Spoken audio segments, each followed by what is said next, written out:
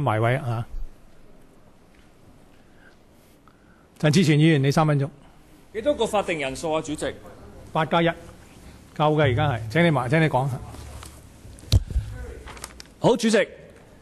其實而家政府呢，就喺度捱時間，因為陳健波應承咗時辰到就剪報啊嘛。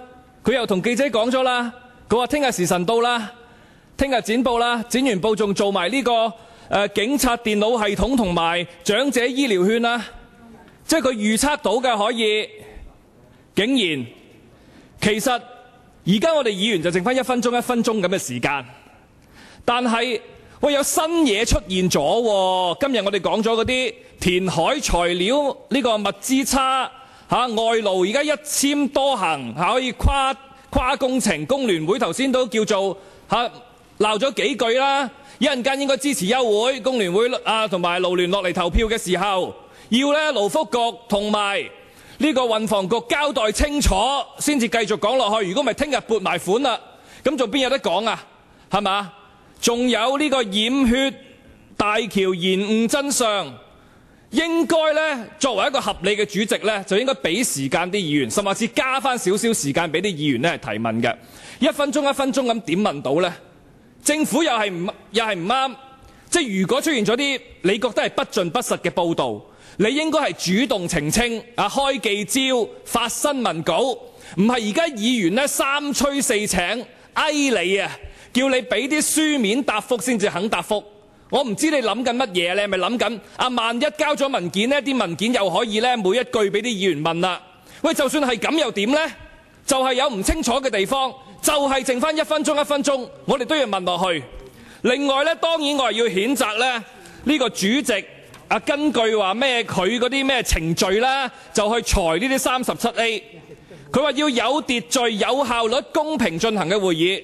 我想問而家個會議有幾冇秩序啊？而家好有秩序啊！喂，毛孟靜議員交10條37A 俾你，而家批得1條，嗰7條話相關要佢自己整合做2條。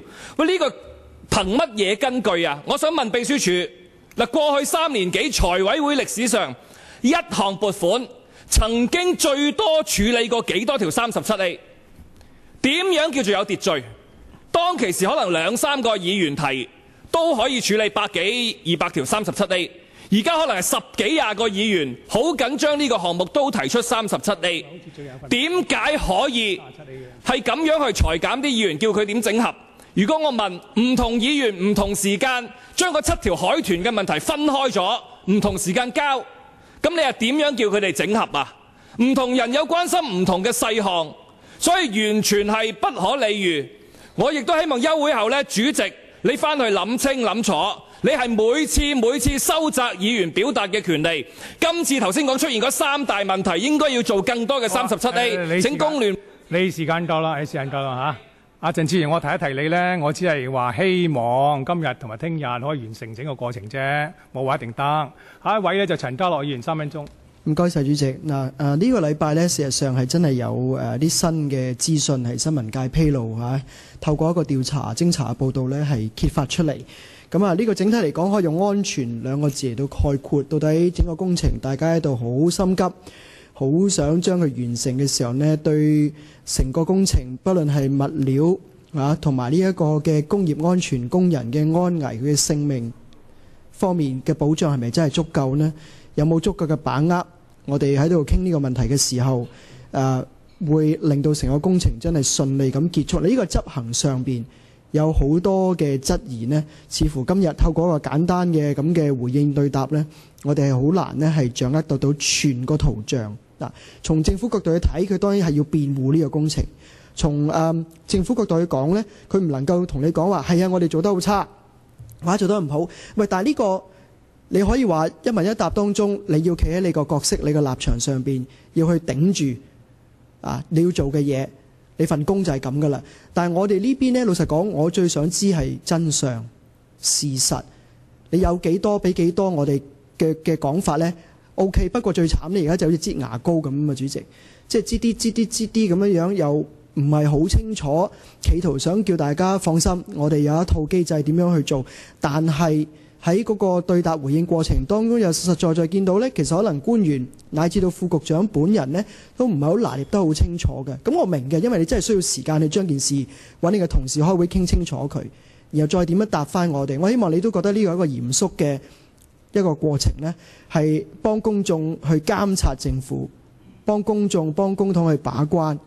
咁所以呢度我講緊成個執行過程當中呢，透過呢啲新嘅資訊同埋資料同埋調查披露出嚟嘅呢，我哋而家就係做緊呢一個問責嘅過程。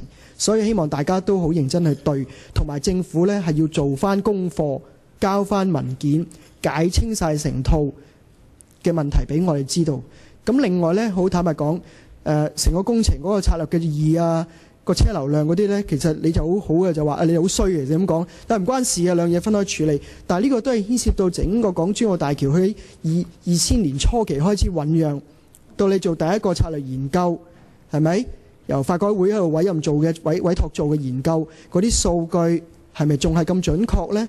我哋講緊係2000年、2002、2003年嘅事㗎啦，去到今日2016年啦。係咪都需要去檢討呢？咁呢個其實係絕對同我哋去判斷，讓公眾判斷，去把關係有關係嘅。你唔可以話同而家呢一個撥款嘅項目無關，咁所以就唔傾，就放埋一邊。咁所以我哋繼續同事係會繼續跟進呢個車流量嘅問題，繼續去問你攞資料，繼續係關於自駕遊嘅問題呢，依然係會繼續去質詢。所以我今日支持呢陳偉業議員嘅呢一個停咗呢個會嘅動議。多謝主席。胡志偉議員3分鐘。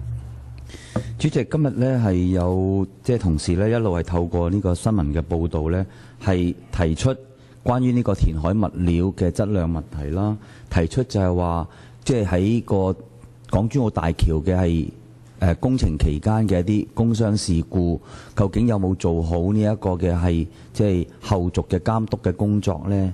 咁其實呢啲我自己覺得呢係一個非常之重要嘅課題，我哋唔可以好輕輕咁樣講就係呢啲填海物料呢，其實就同嗰個大橋嘅結構無關嘅，所以你唔使咁擔心嚇。咁呢啲填海物料佢都係可能運送途中呢就碰崩咗嘅啫。咁但係究竟路政署係掌握到幾多呢啲填海物料嘅大石佢撞崩係咪一個合理、合乎常理、合乎常態嘅處境呢？如果唔係嘅話，咁你係咪應該有個責任，就係要做好嗰個嘅係監督嘅工作，甚至就係要做好更多嘅係檢查同驗證嘅過程呢？去確保就係呢啲嘅填海大石呢，佢真係能夠符合到呢一次港珠澳大橋嘅規格同需要。咁另一方面當然牽涉到工傷嘅問題啦。工傷我哋當然一單都係嫌多嘅，咁但係不經不覺呢，係6死129傷。對於一個港珠澳大橋呢個工程嚟講呢，6死129傷呢，其實絕對唔係一個小嘅事情，係有需要呢係嚴肅去處理嘅。我完全就唔會同意就係話呢，我哋唔應該呢係因為有個更大嘅係港珠澳大橋呢個元素原因呢，咁因此就係對於相關嘅承判商佢嘅工作，特別係工業安全嘅表現係唔理想嘅時候呢，我哋都因為佢為咗要趕工嘅關係呢，係輕輕放過咗佢。呢個呢係只會對工人呢係非常非常之唔公道嘅。到最後今日其實我問咗另一個問題嘅，就係有關喺呢個港珠澳大橋裏邊呢，超支嘅因素呢，主要有兩個部分，其中一個部分呢，就係牽涉到係估算嗰個工人，因為呢，佢要係嚟到咁遠嘅地方工作嘅時間呢，佢嗰個嘅係工人使費、工資嘅使費會係較高嘅，較正常嘅其他嘅地盤工人嘅開支為高嘅。但係當我問到就係話，政府你能唔能夠掌握到就係佢哋實質上嘅工資嘅情況係點樣樣，工資水平係點樣樣嘅時間呢？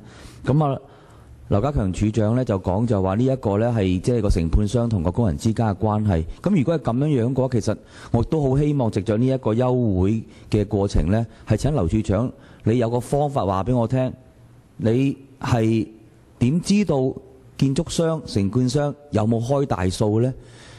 如果你唔知道有冇開大數嘅時間，你會唔會係做好咗我哋呢一個工程把關嘅工作，確保公帑善用呢？多謝主席。好，劉慧卿議員3分鐘。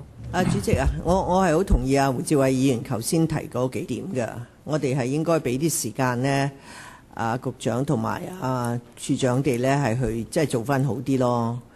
咁呢，喺今次呢個會呢，主席，你睇到好多議員呢都提到呢個香港01，呢個係一個比較新嘅傳媒機構啦。咁佢哋做嗰2份報告呢，係即係大家都覺得係非常之好。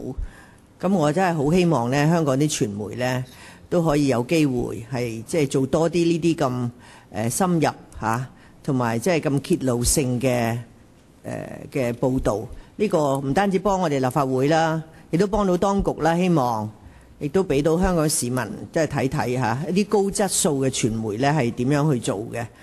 咁主席，即係大家都講來講去，即係呢個工業安全問題呢，就問咗好多次，但係呢，就大家都係唔係好滿意嘅答覆，更加未必覺得呢阿處長呢係真係好即係捉緊個問題，同埋揾啲方法呢係令到佢唔好咁樣發生。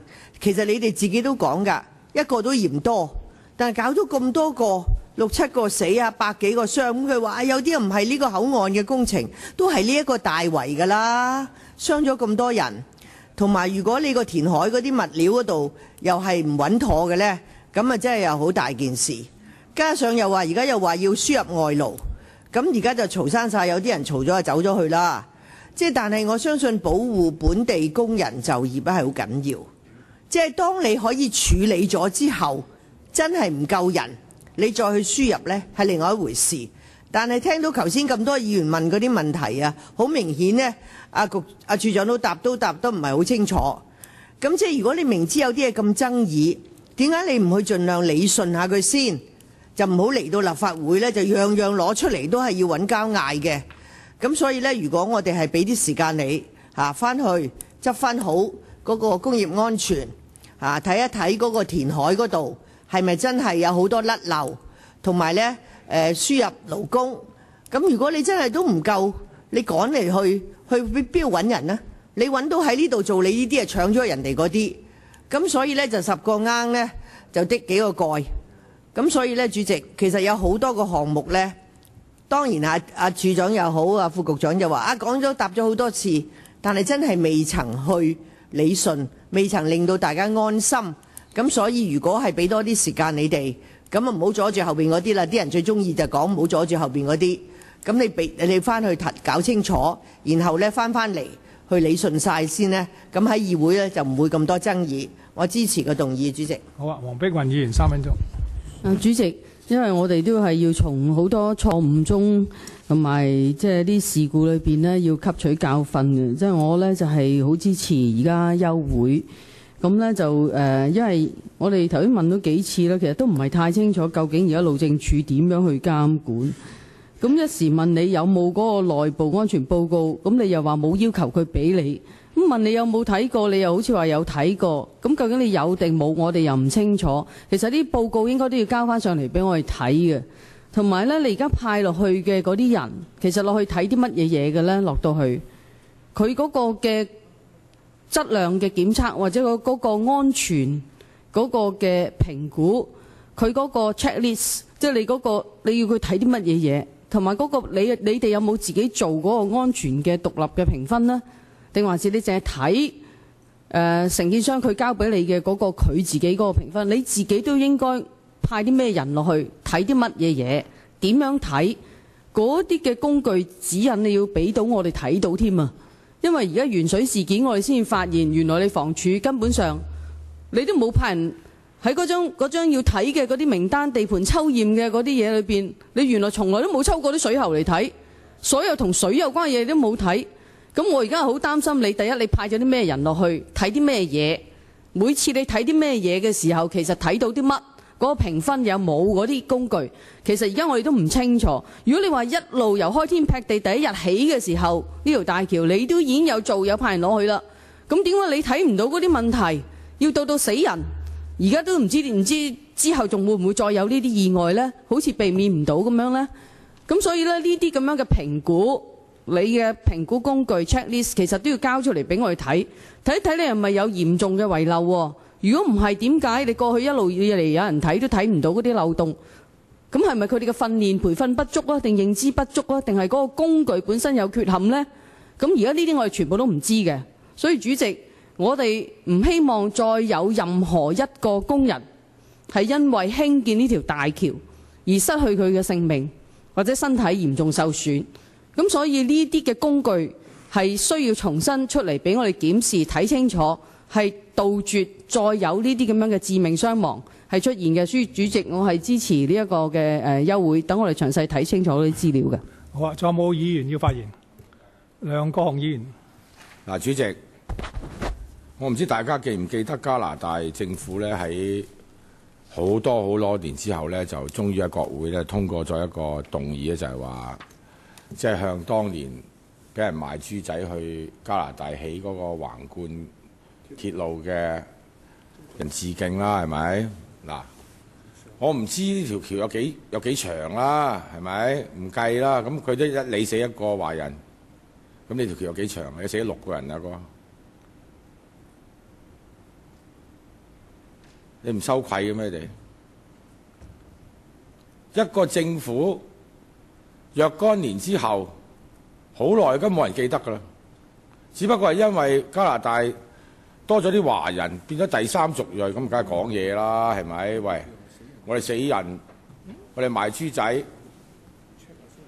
喂，而家你再死多幾個，如果話醜得吉，咁啊已經夠㗎咯，夠數㗎咯。你而家仲喺度同我講話，喂，阿哥傷風咳嗽食藥都未必好，你真係忍辱失倫。所以我唔會鬧你涼薄，即係第日如果即係舉例，即係舉少啲咯，係咪？嗱，第二就係我哋問你嘅嘢問唔到嘅，好彩有第4權叫香港01，阿于品海啊要起朵，唔知係咪佢同阿梁振英有仇啦，做定啲炮彈係咁打佢啊！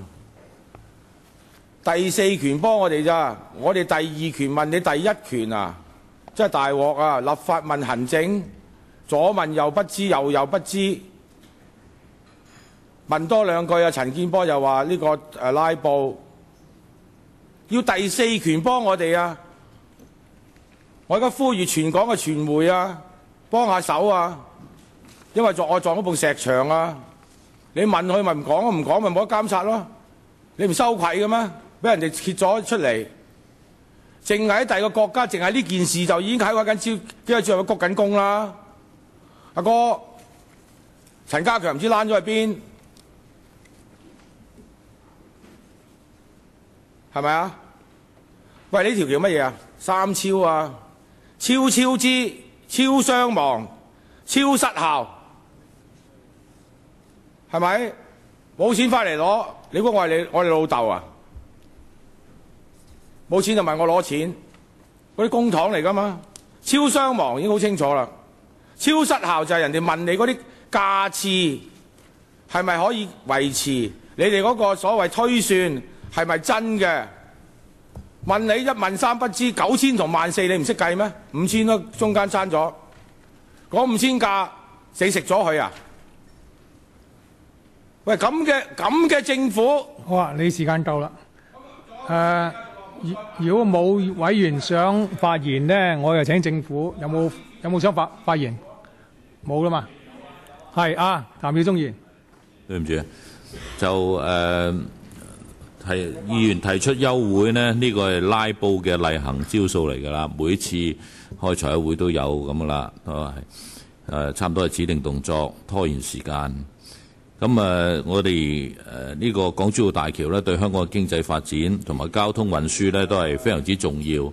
我哋試諗下，如果我哋可以坐車從澳門去澳門，去到廣東嘅西部加快咗嗰個流量同埋速度，咁呢個呢，大家都係好期待呢個日子嘅到嚟。呢項工程呢，無疑都係一個好龐大嘅海上嘅基建工程。咁我亦都相信呢，喺建成之後都係可以睇到係好宏偉。咁當然呢，工程嘅過程裏邊呢，一定要重視工業安全嘅我哋極其希望最好係出現到做到零意外。咁所以做好嗰個預防嘅工作點樣做好個培訓點樣能夠不斷總結經驗去防止嗰個意外嘅發生咁咁另外呢，關於輸入勞工嘅問題呢，我覺得應該係政府要小心考慮，要按照現行嘅機制，勞顧會呢係會有一個參與嘅一個檢視嘅工作，咁係按照機制嚟辦咁而呢，我哋聽見嗰啲議員呢就住呢兩個問題呢，就話要休會又有阻撓呢，我哋覺得呢個係唔應該嘅，所以我哋係不支持呢個嘅休會嘅動議。我哋希望呢，主席係當嗰啲問題已經問到好重複嘅時候呢，可能主席要加以去提醒佢哋，或者要進入另外一個嘅階段啦。我講話完畢。好啊，陳偉業議員請你發言答辯，1分鐘。唔係仲有人未講咩？有個一字嘅。你係咪準備講？佢冇撳到啊！你哋一字嘅，我一字係邊個啊？嗰個係梁國雄嚟嘅，不過係錯嘅。好啊，陳偉業議員。咪必讓何俊仁講先啦。何俊仁佢冇撳啊有冇邊個未講啊？好嗱，大家唔使等啊，而家等政府講嘅嘢先，政府講下。主席，嗱，頭先我聽到你取消佢呢個，因為成日都喺度，梁國雄喺度。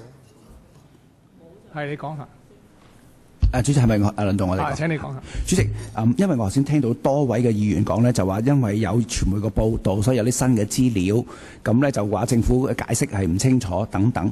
嗱，我哋都睇到，所以我哋頭先咧都讓咧處長咧盡量去解釋。不過我都留意到咧，議員咧有出有入，有陣時就會有問翻重複嘅問題，咁所以佢哋覺得好似解得唔清楚咁樣。我希望咧，唔知你可唔可以容許喺或者咩嘅時間，等處長可以有機會咧詳細少少咧，就將頭先特別係嗰個有關嘅傳媒報導咧，關於嗰個嘅停工對於個工程嘅延誤有冇做到延誤，同埋咧一啲嗰啲嘅物料嘅質素係咪係一啲咩嘅問題，再有機會等大家聽清楚嚇。如果唔係咧，我覺得成日好似喺呢兩個問題上嗰就反來覆去。我唔知主席容唔容許一個？好啊，一陣間俾10分鐘你解，我諗都重要嘅，因為咁多位都問係嘛。陳偉業議員，呢條港珠澳大橋咧就好似秦始皇起呢一個嘅萬里長城啊嘛，呢個真係血肉組成嘅即係大橋啊！第日吳亮星咧就唔使坐呢個洗頭艇去洗頭啦，坐呢一個嘅特快呢個通道係嘛，就可以直接去到珠海任何地方咧，可以洗乾淨佢個頭啦，係嘛？咁所以即係你而家呢一個係用香港人嘅錢、血汗錢，用呢個香港勞工嘅生命就換取你哋可以快啲去洗頭，係好恐怖㗎。跟住去澳門賭錢。咁所以咁多問題未解決，所有關於呢個勞工嘅安全嘅方面呢，係未得到保障之前呢，就話要貿行通過，工聯會就全部收聲唔問。所以香港市民睇清楚呢啲工會代表嘅嘴臉，為咗呢一個嘅起呢個血肉長橋，就漠視勞工階層嘅利益，漠視勞工階層嘅生命嘅重要性。呢個就係工聯會。你時間夠啦。我現在把下述議案呢係付諸表決，本委員會決定現即休會。贊成嘅請舉手。5分鐘啊，打5分鐘。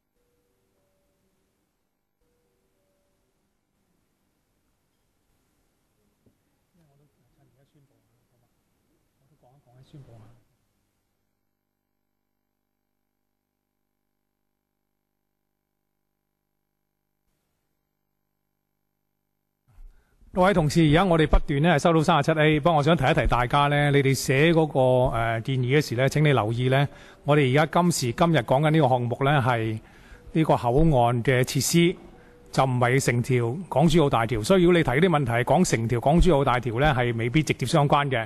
咁請你對焦啲咧，係寫呢個問題。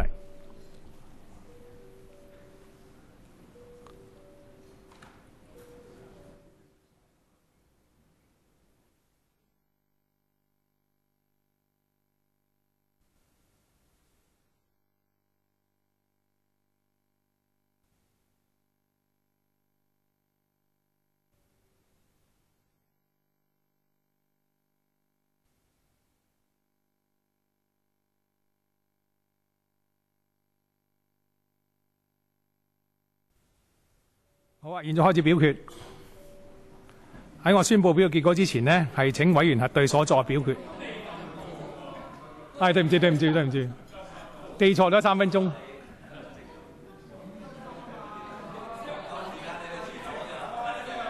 大家都好興奮啊！即係執到主席啲嘢，好興奮。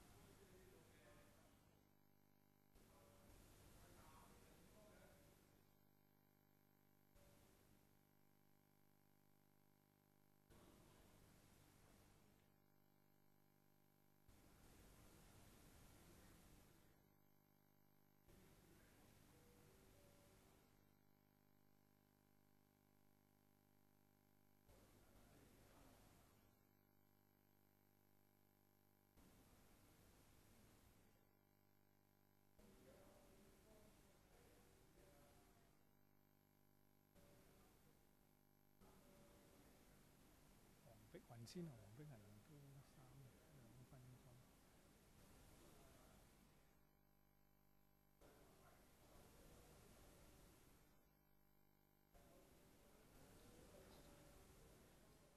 幫我俾佢講個10分鐘先，因為趁咁多喺度咧，要解下佢。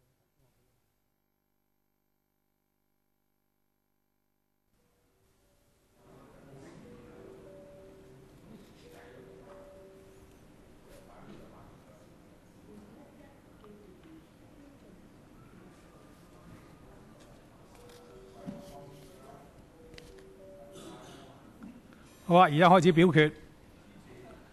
喺我宣佈呢個表決結果之前呢，請委員核對所作嘅表決。現在係停止表決，顯示結果。表決結果呢就係16票係贊成咧，27票係反對，0票棄權嘅。我宣佈呢建議咧係遭否決嘅。喺下一位提問之前呢，我請政府用10分鐘時間咧講講或者今日大家好關注啲安全啊，同埋嗰啲物料質量嗰啲嘢啊。我想請處長解釋清楚嗰兩個部分。請你即係真係要講啲真嘢出嚟，同埋咧要係即係千祈唔好拖延咯嚇，聚焦啲，要聚焦啲嚇。多謝主席，多謝主席。就住即係今日傳媒嘅報導咧嚇，佢有3點嘅嚇，咁或者咧就我每點咧就分別嚟再解釋清楚。第一點咧就係傳媒有報導咧就係喺港珠澳橋口岸工程嗰度咧，就住不停嘅工序嘅意外咧，其實就係受到一個停工嘅，即係勞工處之類咧係會即係要求即係承建商停工。咁傳媒嘅報導咧就係停工嘅日子加埋咧應該就400幾日啦咁，所以咧就佢宣稱咧就係即係我哋有隱瞞，因為呢個咧一定會對即係口岸嗰個工程嘅進度有影響嚇。咁我剛才解釋過噶啦，就住每一單嘅意外咧，勞工處勒令嘅停工咧，就係只會咧牽涉咧就有關嗰個工序有關嘅工序。例如就係好似有一單意外，剛才都有提及嘅，就係有一位工人呢喺挖泥車上邊工作，呢個泥車呢就喺個躉船上邊嘅，咁個挖泥車跌咗落海呢，咁佢係連住個挖泥車就跌咗落海。咁根據呢一個咁嘅意外呢，勞工處呢係停咗用挖泥車喺躉船上面工作呢一個工序嘅。咁呢就係首先呢就係佢停咗呢個工序呢，就唔代表呢就係即係整個合約嘅工程都要停止嘅。咁所以呢，就係唔同嘅工序、唔同嘅意外嗰個停工呢，其實就唔可以即係相加嘅。咁第二呢，就係佢停咗呢個工序呢，就唔代表呢承建商呢就唔可以用第二啲個方法做翻同一樣嘅即係嘅工程。例如剛才就係即係運泥呢個咁嘅工序，佢唔用挖泥車喺個躉船上面工作呢，佢可以用其他嘅器械都可以將啲即係用嘅填料呢就運上人工島嘅。咁所以呢，就係雖然佢停咗呢一類嘅工序唔代表呢就係有即係勞工呢係需要停咗一度，因為要等佢復工先至可以即係開工。咁所以個工序呢係可以繼續嘅。咁所以就係如果承建商係用翻第二啲嘅工序、第二啲嘅方法嚟做呢，佢係可以即係避免到即係工程嗰個延誤嘅。呢個係即係第一方面。第二方面呢，就係傳媒呢都亦都有報導，就係我哋一啲嘅混凝土嘅磚呢，就係有即係質量嘅問題嚇。佢哋影到呢，就係嗰啲角落頭呢，就係即係崩裂嘅。咁我剛才都解釋呢，就係傳媒都亦都有懷疑嘅，就係有懷疑呢，就係咪我即係之前有提過，就係我哋唔夠石料，用咗一啲咁混凝土嘅預製磚呢嚟代替咗一啲大嘅石塊喺填海工程方面呢。咁我想澄清呢，就係傳媒影到呢一類咁嘅預製組件呢，就唔係我講嗰啲代替大石填海嗰啲磚塊嚟嘅嚇。呢一種咁嘅即係預製組件呢，就係喺口岸人工島嘅西南部，連接香港國際機場嘅道路底下呢，暗渠旁邊嘅預製混凝土牆身嘅組件嚟嘅。咁最主要佢係我哋需要佢呢係佢個重量。咁呢啲咁嘅組件嗰個嘅預製呢，我哋係有即係嚴格監管嘅。呢啲組件呢，就係喺國內度預製，咁我哋嘅即係駐地盤嘅工程人員呢，係會上到去國內嘅預製廠嗰度呢，就係監管佢哋即係用嚟預製嘅混凝土嗰個嘅質量就係會去採樣本呢，係去做一啲嘅即係測試嘅，確保呢，即係我哋要求嗰個質量係可以達得到。咁佢運到嚟香港之後呢，亦都會喺未放喺個牆身嗰陣時候呢，之前呢，我哋亦都會去即係做一個嘅檢測確保呢，即係佢都係完好嘅。咁喺呢個過程嗰度呢，其實我哋睇到佢可能因為喺運送過程呢，就有一啲即係撞擊啦咁有一啲嘅角落頭呢係有崩裂咁所以呢，我哋都係要求到承建商呢係做翻好即係嗰個修補嘅工作。做完之後呢，先至可以呢放喺即係佢哋最終嗰個位置嗰度。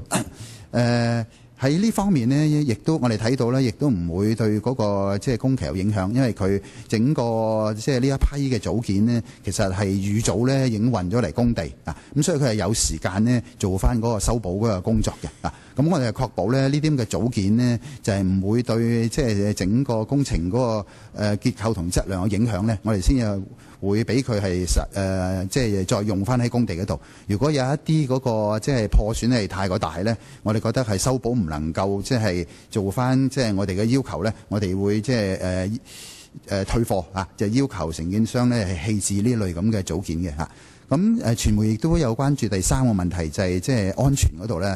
喺傳媒嗰度呢，亦都係影到呢有兩份嘅報告報告裏邊呢，就係講到嗰啲分數係比較低嘅嗰兩份報告呢，就係我哋嘅總承建商佢為佢哋嘅分判商評分嘅報告嚟嘅根據我哋要求嘅系統呢，承建商呢係有一個安全嘅即係系統。佢嘅呢個安全系統呢，係包括呢一個分判商嘅管理嘅計劃。而根據呢個分判商管理計劃呢，承建商呢係需要定期咁樣為佢嘅分判商呢係打分嗱。咁如果係佢個分數係唔夠，做得唔好呢，咁呢個總承建商呢可以採取措施去懲罰呢個分判商嘅啊。咁包括就係可能係停工啦，或者係扣錢啦啊。咁另外最重要嘅呢就係地盤嘅安全措施呢，其實係總承建商呢係直接向即係我哋負責嘅。咁所以如果個分判商係有啲咩嘅地方做得唔好呢，其實總承建商呢係有責任呢就係填補個不足啊，就係做翻好多啲嘢。例如如果係啲圍欄唔夠嘅，咁總承建商呢係有責任做翻好呢啲即係圍欄。咁喺整個安全系統嗰度呢，就係我哋都有一個定期巡查嘅安排嘅啊。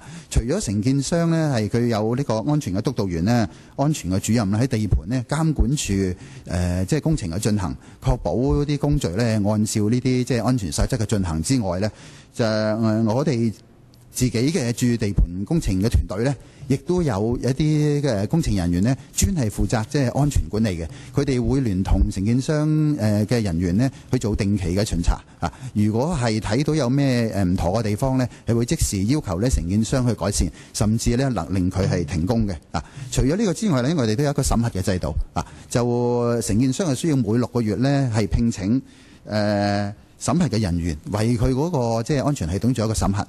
喺呢度呢，我哋額外又要求咗承建商呢，佢個聘請嘅係需要係職業安全健康局認可嘅安全審核人員，定期咁去做呢個審核，確保呢即係佢個審核呢有獨立性。除咗呢啲之外呢，就係我哋路政處嘅人員呢，都會做一啲不定期嘅突擊嘅檢查啊。勞工處呢，亦都會做一啲咁嘅突擊檢查，就係如果睇到係有唔妥嘅地方呢，佢哋會作出嘅檢控嘅。就住呢啲工序呢啲咁嘅系統呢，承建商呢都其實成立咗一個嘅工地安全及環境管理委員會啊，就係去確保呢，就係監管住承建商嘅工程嘅表現。呢個會議呢，就係除咗路政處之外呢，勞工處同埋海事處呢，亦都係派員呢去參與呢啲嘅會議，同埋呢都做一啲嘅工地嘅巡視，即係確保我哋做嘅嘢呢都符合法例嘅標準嘅。多謝主席。好，或者我想提一提大家呢，我哋今日審批呢個叫口岸設施財務建議，咁所以大家關心嗰啲咩輸入勞工啊，或者甚至係工人安全啊、工業意外呢，其實真係一個更加好嘅場合，就係喺人力事務委員會。咁我希望呢，就大家可以喺嗰度呢再跟進啊。咁而家就請阿黃碧雲議員係2分鐘。主席，多謝處長頭先解釋嗰個嘅地盤嗰個安全係點樣做啦。咁但係呢，就我想問多少少呢，就係關於嗰個嘅巡查，其實佢幾耐先巡一次？而家有一啲呢，就係叫定期巡查，同埋有一啲叫不定期嘅突擊檢查，又有一啲呢叫做安全審核，即係審核嗰個嘅地盤嘅承建商。咁呢個安全審核同埋啲定期巡查同不定期巡查嗰一啲嘅檢視清單係咪有嘅呢？可唔可以提供呢啲檢視清單呢？處長，多謝主席。係嗱，如果突擊巡查一啲就講到明嘅突擊呢，就我哋係冇講清楚係幾時㗎啦。我哋隨時都可以出去嘅嚇。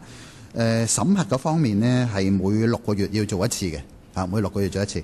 咁承建商呢，佢係需要每日呢都要做一個巡查啊。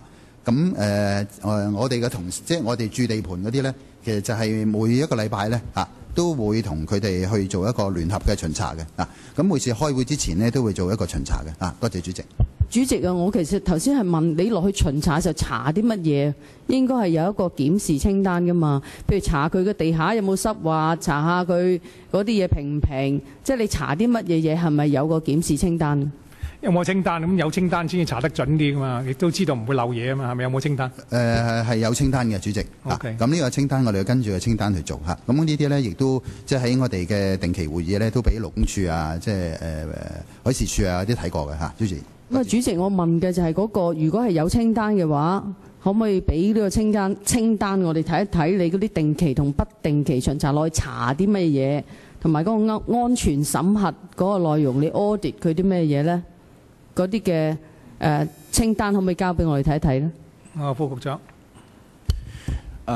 主席，當然啦，我哋都去可能都要用啲時間嘅。不過我相信呢個關注嘅問題都係一個勞工安全嘅關注議題嘅。咁我哋可以喺如果議員提出呢樣嘢，我哋喺稍後嘅時間咧，可以向議員提供一下。劉慧卿議員係1分鐘。主席啊，頭先處長就提到嗰啲填料啊嗰啲啦，佢話咧就喺內地咧就有啲預製廠嘅。咁你哋派人咧就去監管嘅。喂，主席，我哋成日想啲議員去睇下內地嗰啲農場啊、雞場啊，啲冚唪唥講咗咁多年冇得睇喎。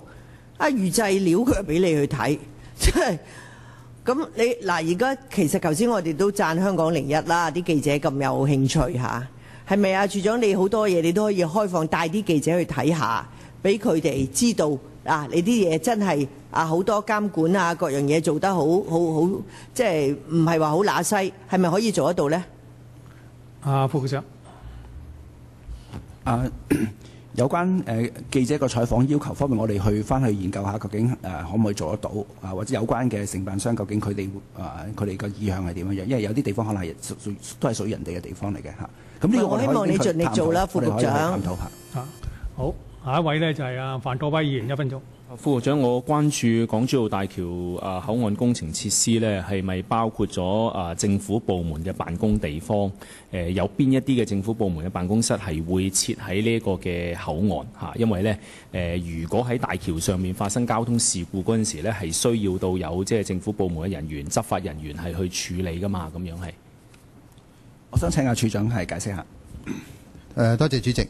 喺呢個口岸嗰度呢，係有警署咧，有消防局咧，亦都有我哋嘅維修廠嘅咁呢啲咁嘅設施呢，會擺咗喺口岸嗰度，咁都係即係為確保呢，就係有啲咩嘅意外啊，啲咩嘅事件發生呢，可以我哋即時去處理嘅嚇。多謝主席。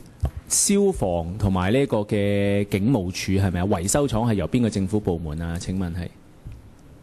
多謝主席嚇。維修廠方面呢，有2個部門嘅，第一就路政署咧，第二呢就係呢個機電署啊。因為即係口岸上邊都有一啲嘅設施呢，係即係機電嘅設施嚟嘅。多謝主席。好啊，何秀蘭議員1分鐘。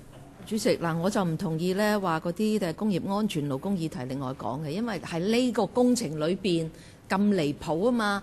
如果你做一件事係開始俾人睇到有啲危險運作嘅時候，我梗係要叫停你啦。嗱，主席頭先呢就處長就話喺安全會議上邊呢，就呢啲承建商呢要話俾政府知嘅。我想問你知道之後，知道嗰啲分判商係唔合格啦，你有冇叫佢即刻停止，唔好俾呢啲人做？定抑或係仍然容忍佢哋喺不合格嘅情況之下繼續喺度施工？副長或者定係處長講。處長多謝主席。好似剛才我即係嘅解釋咁樣講呢，就係按照嗰個即係分判商嗰個管理制度呢，承建商係有權嚇，就係去罰佢嘅，包括就係停工啦，就係或者就係罰佢錢。咁呢個呢，其實要按呢，就係即係事件嗰個具體嗰個事件嗰個情況先至可以作出考慮嘅嚇。多謝主席。梁耀忠議員1分鐘。主席，剛才我問過呢，就即係路政署回答呢個嘅，即係自己發出嘅一個新聞通告嘅時候呢，就話停工呢係影響唔到嗰個嘅延期嘅。咁但係不過問題呢，就係停工呢係同呢個嘅工傷意外呢係直接關係嘅，因為做得唔好，所以要停工啊嘛。其實就政府呢，你專登喺發布裏邊呢冇講到停工呢個因素存在嘅話，係咪即係政府想係隱藏咗呢個嘅即係工業意外傷亡呢問題？而係即係唔想將啲問題擺埋落裏邊呢？因為大家知道你停工呢冇理由冇直接影響嘅。剛才呢處長講話呢冇直接影響，冇咩影響到延期。但係呢，你係回答新聞界嗰時話呢係冇太大影響啫，唔係冇影響嘅。所以我覺得係咪政府喺你講説話裏邊嚟講話呢係唔單止係吞吞吐吐，係想係掩飾緊一啲問題呢？係處長。就住呢個問題呢，其實我剛才都有提過㗎啦，就係、停停工咧，就係呢個勞工處要停工罪咧，唔代表咧承建商唔可以繼續去做嘅嚇。咁所以即係如果承建商可以用咗第二啲方法做翻佢哋需要做嘅嘢咧，咁對嗰個整體嗰個進度咧係冇影響嘅。我哋答傳媒話冇太大嘅影響咧，因為佢一定有一啲影響嘅，但係就係咪可以即係追翻啲進度咧，就要視乎承建商咧即係用咩方法去做啊。如果佢有啲方法可以做得快啲，或者用其他嘅代替嘅工序嚟做翻同一個工序咧，佢最終我可以追翻嗰個進度嘅嚇。多謝主席。李卓人議員1分鐘。喂，主席，即係我好唔同意你頭先講咧，就話即係輸入外勞啊，或者係工傷啲問題咧，可以喺人力事務委員會咧嗰度去繼續跟進。當然我哋嗰度會繼續跟進整體大嘅即係輸入外勞嘅問題。但係而家我具體地我想問一個問題，首先即係副局長喺度都冇答到我，或者我用換另一個方法去問，就係我支持呢個撥款係咪代表我支持港珠澳大橋輸入外勞？嗱，呢個成個勞工界都要聽清楚你嘅答案，係因為而家實際上嘅申請已經喺度，咁變成我哋支持呢個撥款，咪即係支持咗去輸入外勞，係或者我哋唔理佢輸唔輸入外勞都盲撐去你嘅撥款，係咪咁呢？副局長呢個問題，我想你多啲時間答，因為呢個真係好緊要，好多人都係針對呢個問題，你快啲即係講清講楚咯，好嘛？好啊，主席，就呢個問題，其實我頭先都解釋過嘅。我哋今日嚟呢度申請個撥款呢，就係話由於我哋個工程嘅費用呢係唔足以係完成埋跟住落嚟嘅項目，所以我哋申請呢個撥款。咁呢個撥款有咗之後呢，其實我哋係承建商呢，當然呢就係可以得到一個嘅資金方面呢係可以運用啦，然後佢可以去亦都係可以呢係履行嗰啲各種嘅合約啦，即係我哋可以支付呢啲咁嘅合約啦。咁承建商本身呢，其實佢係可以喺因應本身而家佢個市場嘅環境嚟講，去決定點樣去聘用各種嘅勞工嘅。究竟佢係唔係用外勞，定係還是用本地工人去處理？呢個係承建商可以去自己進行。咁但係就算即使佢哋如果假如佢哋係申請輸入外勞嘅話呢，佢都係跟翻現行嘅機制。而家現行嘅機制係可以俾佢哋輸入。最後批唔批呢？係勞顧會本身呢係可以徵詢勞顧會意見，勞工處長亦都會把關等等去最後決定。所以今日呢個批嘅撥款係唔一定等於最後喺個勞工界嗰邊呢係俾唔俾佢輸入外勞嘅，呢係兩回事嚟嘅，係絕對咁樣兩回事。因為你批咗款之後呢，其實如果佢得唔到佢個批嘅話呢，其實佢繼續可能都係用翻本地工人去進行本身嘅工作。即係兩件事啦嚇。胡志偉議員係1分鐘。多謝主席。其實我都係想跟進翻頭先我問過嘅問題，因為呢就喺文件嘅第9段就講咗，就係話新翻嚟嘅標價呢係上升呢係因為承建商有較高嘅風險評估，亦都係喺第15段就再講就係話呢其中一個可能嘅原因呢，就係因為喺港珠澳大橋工作嘅工人呢，其實需要更遠水路嘅交通接駁呢先到得到，所以呢就可能要較高嘅補貼先能夠吸引到工人去做嘢。咁但係頭先阿處長又會講呢，就話佢係完全無從得知呢，就係呢啲工人嘅真正嘅係即係工資嘅水平係咩嘅地方嘅時候，局長或者係處長，其實你用啲咩方法話到俾我哋知道呢？你唔會係做咗水魚㗎？你係唔會呢？係即係承建商就開高個價錢，開大價，然後你又唔知道佢咪真正使咗呢啲錢嘅時候，咁令到就係我哋公帑受到損失。我想問下，你有啲咩機制去衡量翻工程，即係咪俾人開大價？多謝主席。一陣間再答啦。阿張超雄議員1分鐘。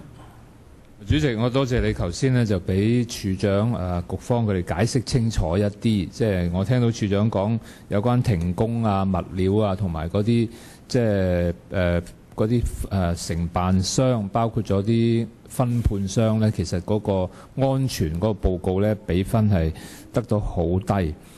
不過呢，即係處長你答咗咁耐呢，根本就冇答過個問題。我淨係講你最後嗰一點。關於嗰啲承辦商、嗰啲建築商嗰個安全程度係咁低分啊！咁你講一大餐，呢個俾嗰個分，嗰個俾呢個分，講俾完之後呢，又有機會可以停佢工，不過又點點點啊！你哋有咩機制？你講完晒啲機制，你冇解釋過究竟呢啲咁低嘅分數有咩結果喎？佢有咩後果？你話停工又要基於乜物？咁你停過幾多次工啊？咁耐以嚟呢個成個工程進行過幾多次嘅處分呢？有啲乜嘢後果啫？或者呢個問題，因為真係好多位議員問過，我想你今次可唔可以即係聚焦啲答呢？就係話，究竟如果係分低，有啲咩懲處嘅機制，有咩改善機制？你或者俾1分鐘你答好嘛？好啊，多謝主席。剛才都提過呢，就係承建商呢係需要提交一個即係分判商嘅管理嘅制度嘅。根據呢個管理嘅制度呢，就係佢需要呢就定期呢為分判商去打分嗱。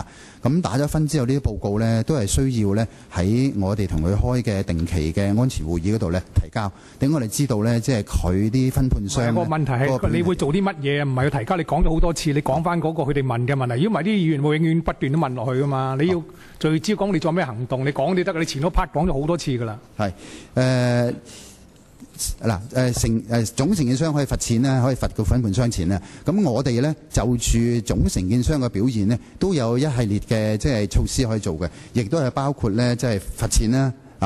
俾一個即係警告佢咧，亦都會咧反映喺佢嗰個即係每3個月嘅定期嘅報告嗰度。而呢個報告即係安全嘅表現呢，亦都會喺佢即係以後喺個投標嗰度咧會做一個考慮。所以如果佢做得唔好咧，會影響咗佢將來投標嗰個即係可能性嘅嚇。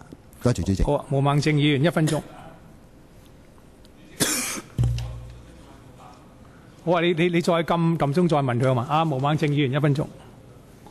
主席啊，就最新嘅香港01嘅有關港珠澳調查嘅報告就係白海豚啊！主席都知我好關心，佢都講過幾次，咁但係唔好淨係知我關心，你係有問題你要有答案先得㗎。你個水質污染嘅程度話一路超標呢，係個水質污染啊，去到700幾次係超警戒線。但係反而承建商嗰啲環評顧問就冇事，或者係同工程無關。白海豚係死晒，過去3年都已經係唔見到成90%，而家係幾乎絕跡㗎啦。你答我啦，好冇呢？佢哋呢香港01有問你哋㗎，係冇人答㗎。我俾10分鐘你啊，如果得嘅話。我話你用1分鐘答咗呢個問題啊嘛。處長係。多謝主席。就住呢個環評嗰度呢，我哋係有即係嚴格嘅一個即係監控嘅措施啊，就係我哋會喺呢個工程進行嘅期間呢，就係有一系列嘅監測嘅情況啊。就住呢個白海豚呢，我哋係定期咁樣去即係做一個嘅即係觀察。睇下睇唔睇到呢啲白海豚嘅情況。就住水質呢，我哋有定期嘅一啲嘅檢測。咁喺水質嘅方面呢，其實大體上嗱，就我哋有一個制度嘅，就係唔係淨係我哋去做。我哋呢第一呢，我哋會係即係要求呢個承建商呢聘請一個即係獨立嘅一個環保監察人啊。咁佢哋去做，佢哋係獨立咁去做嘅。咁第二呢，就係我哋呢亦都聘請一個即係獨立嘅顧問啊。咁咧就住承建商呢個獨立監察人嘅報告咧，佢去再做一個監察啊，咁確保咧佢做嘅一係合乎我哋嗰個計劃嘅。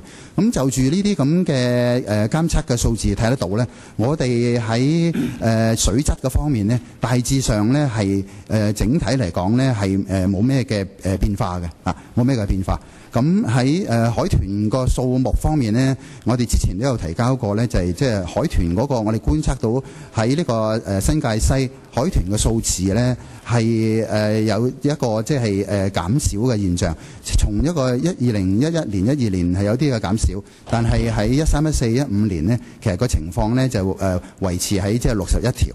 咁喺呢方面呢，即係我哋嘅獨立嘅監察人呢都留意到呢，其實就喺新界西呢嘅水域呢，其實係有一個即係長遠嘅一個就係長期嘅一個減低嘅趨勢嘅啊。咁不過我哋喺呢幾年呢都睇到呢，佢而家維持喺大概係61度左右。好啊，毛議員咁啦，佢答咗你啊，水質冇惡化，海豚數目沒有減少啊，希望你安心啦。下一位就係陳志全議員。係我想跟進係關於預製石屎構件嗰個喺內地預製廠嗰個監察工作嘅。頭先處長就話混凝土嘅質量會有測試，咁我想佢講一講係點樣，係咪喺個原材料嗰度做測試？另外去監督個過程係點樣呢？係抽樣定係點？如果抽樣嘅，你抽樣個百分比有冇可以話俾大家知道呢？其實呢個問題已經答咗幾次嘅，不過你都再精簡啲講講係嘛？多謝主席，係好精簡咁講咧，其實就係我哋係會檢測佢個原材料嘅咁佢用混凝土嚟做呢啲嘅預製啦，咁我哋檢測個混凝土本身嗰個質量係點樣樣，咁我哋係抽樣咁個抽樣嗰個比例咧，其實都係按我哋一般嗰個做法咁如果香港係抽咁多個樣咧，喺去到內地咧，我都係照樣咁去抽樣嚟做翻一個測試嘅。多謝主席。唔係，我就係問個抽樣咩一般嘅做法即係點樣？你啱再講一講你一般抽樣嘅做法係點樣嚇？下一位係何秀蘭議員，1分鐘。主席，我真係問過好多次問唔到，請處長即係清清楚楚答啦。我問嘅呢就係嗰兩間不合格嘅分判商三行同埋振聰，當你知道佢哋都不合格之後，係咪仲係容忍佢哋喺工地上邊繼續施工？我留翻40秒俾你答。係啦，係咪繼續施工啊？我俾多1分鐘你你講下講詳細。多謝主席。佢有冇被停咗工呢？而家我哋唔掌握，但係即係咁你就失職啦，處長。個承建商都話佢哋不合格，你又話喺安全會議上邊又知道，而你坐喺度喐都唔喐啊？仲唔係草菅人命？係咪完全你知都唔知？完全冇行動定係點啊？你哋多謝主席。剛才我都提過㗎啦，我哋有定期嘅即係巡查呢，係去睇咗現場嘅情況。所以如果分判商有啲咩嘢做得唔好呢，我哋都會要求佢呢即時係做翻嘅即時去做翻至於即係承建商總承建商對分判商嗰個嘅懲罰呢，我哋係暫時唔掌握㗎。多謝主席。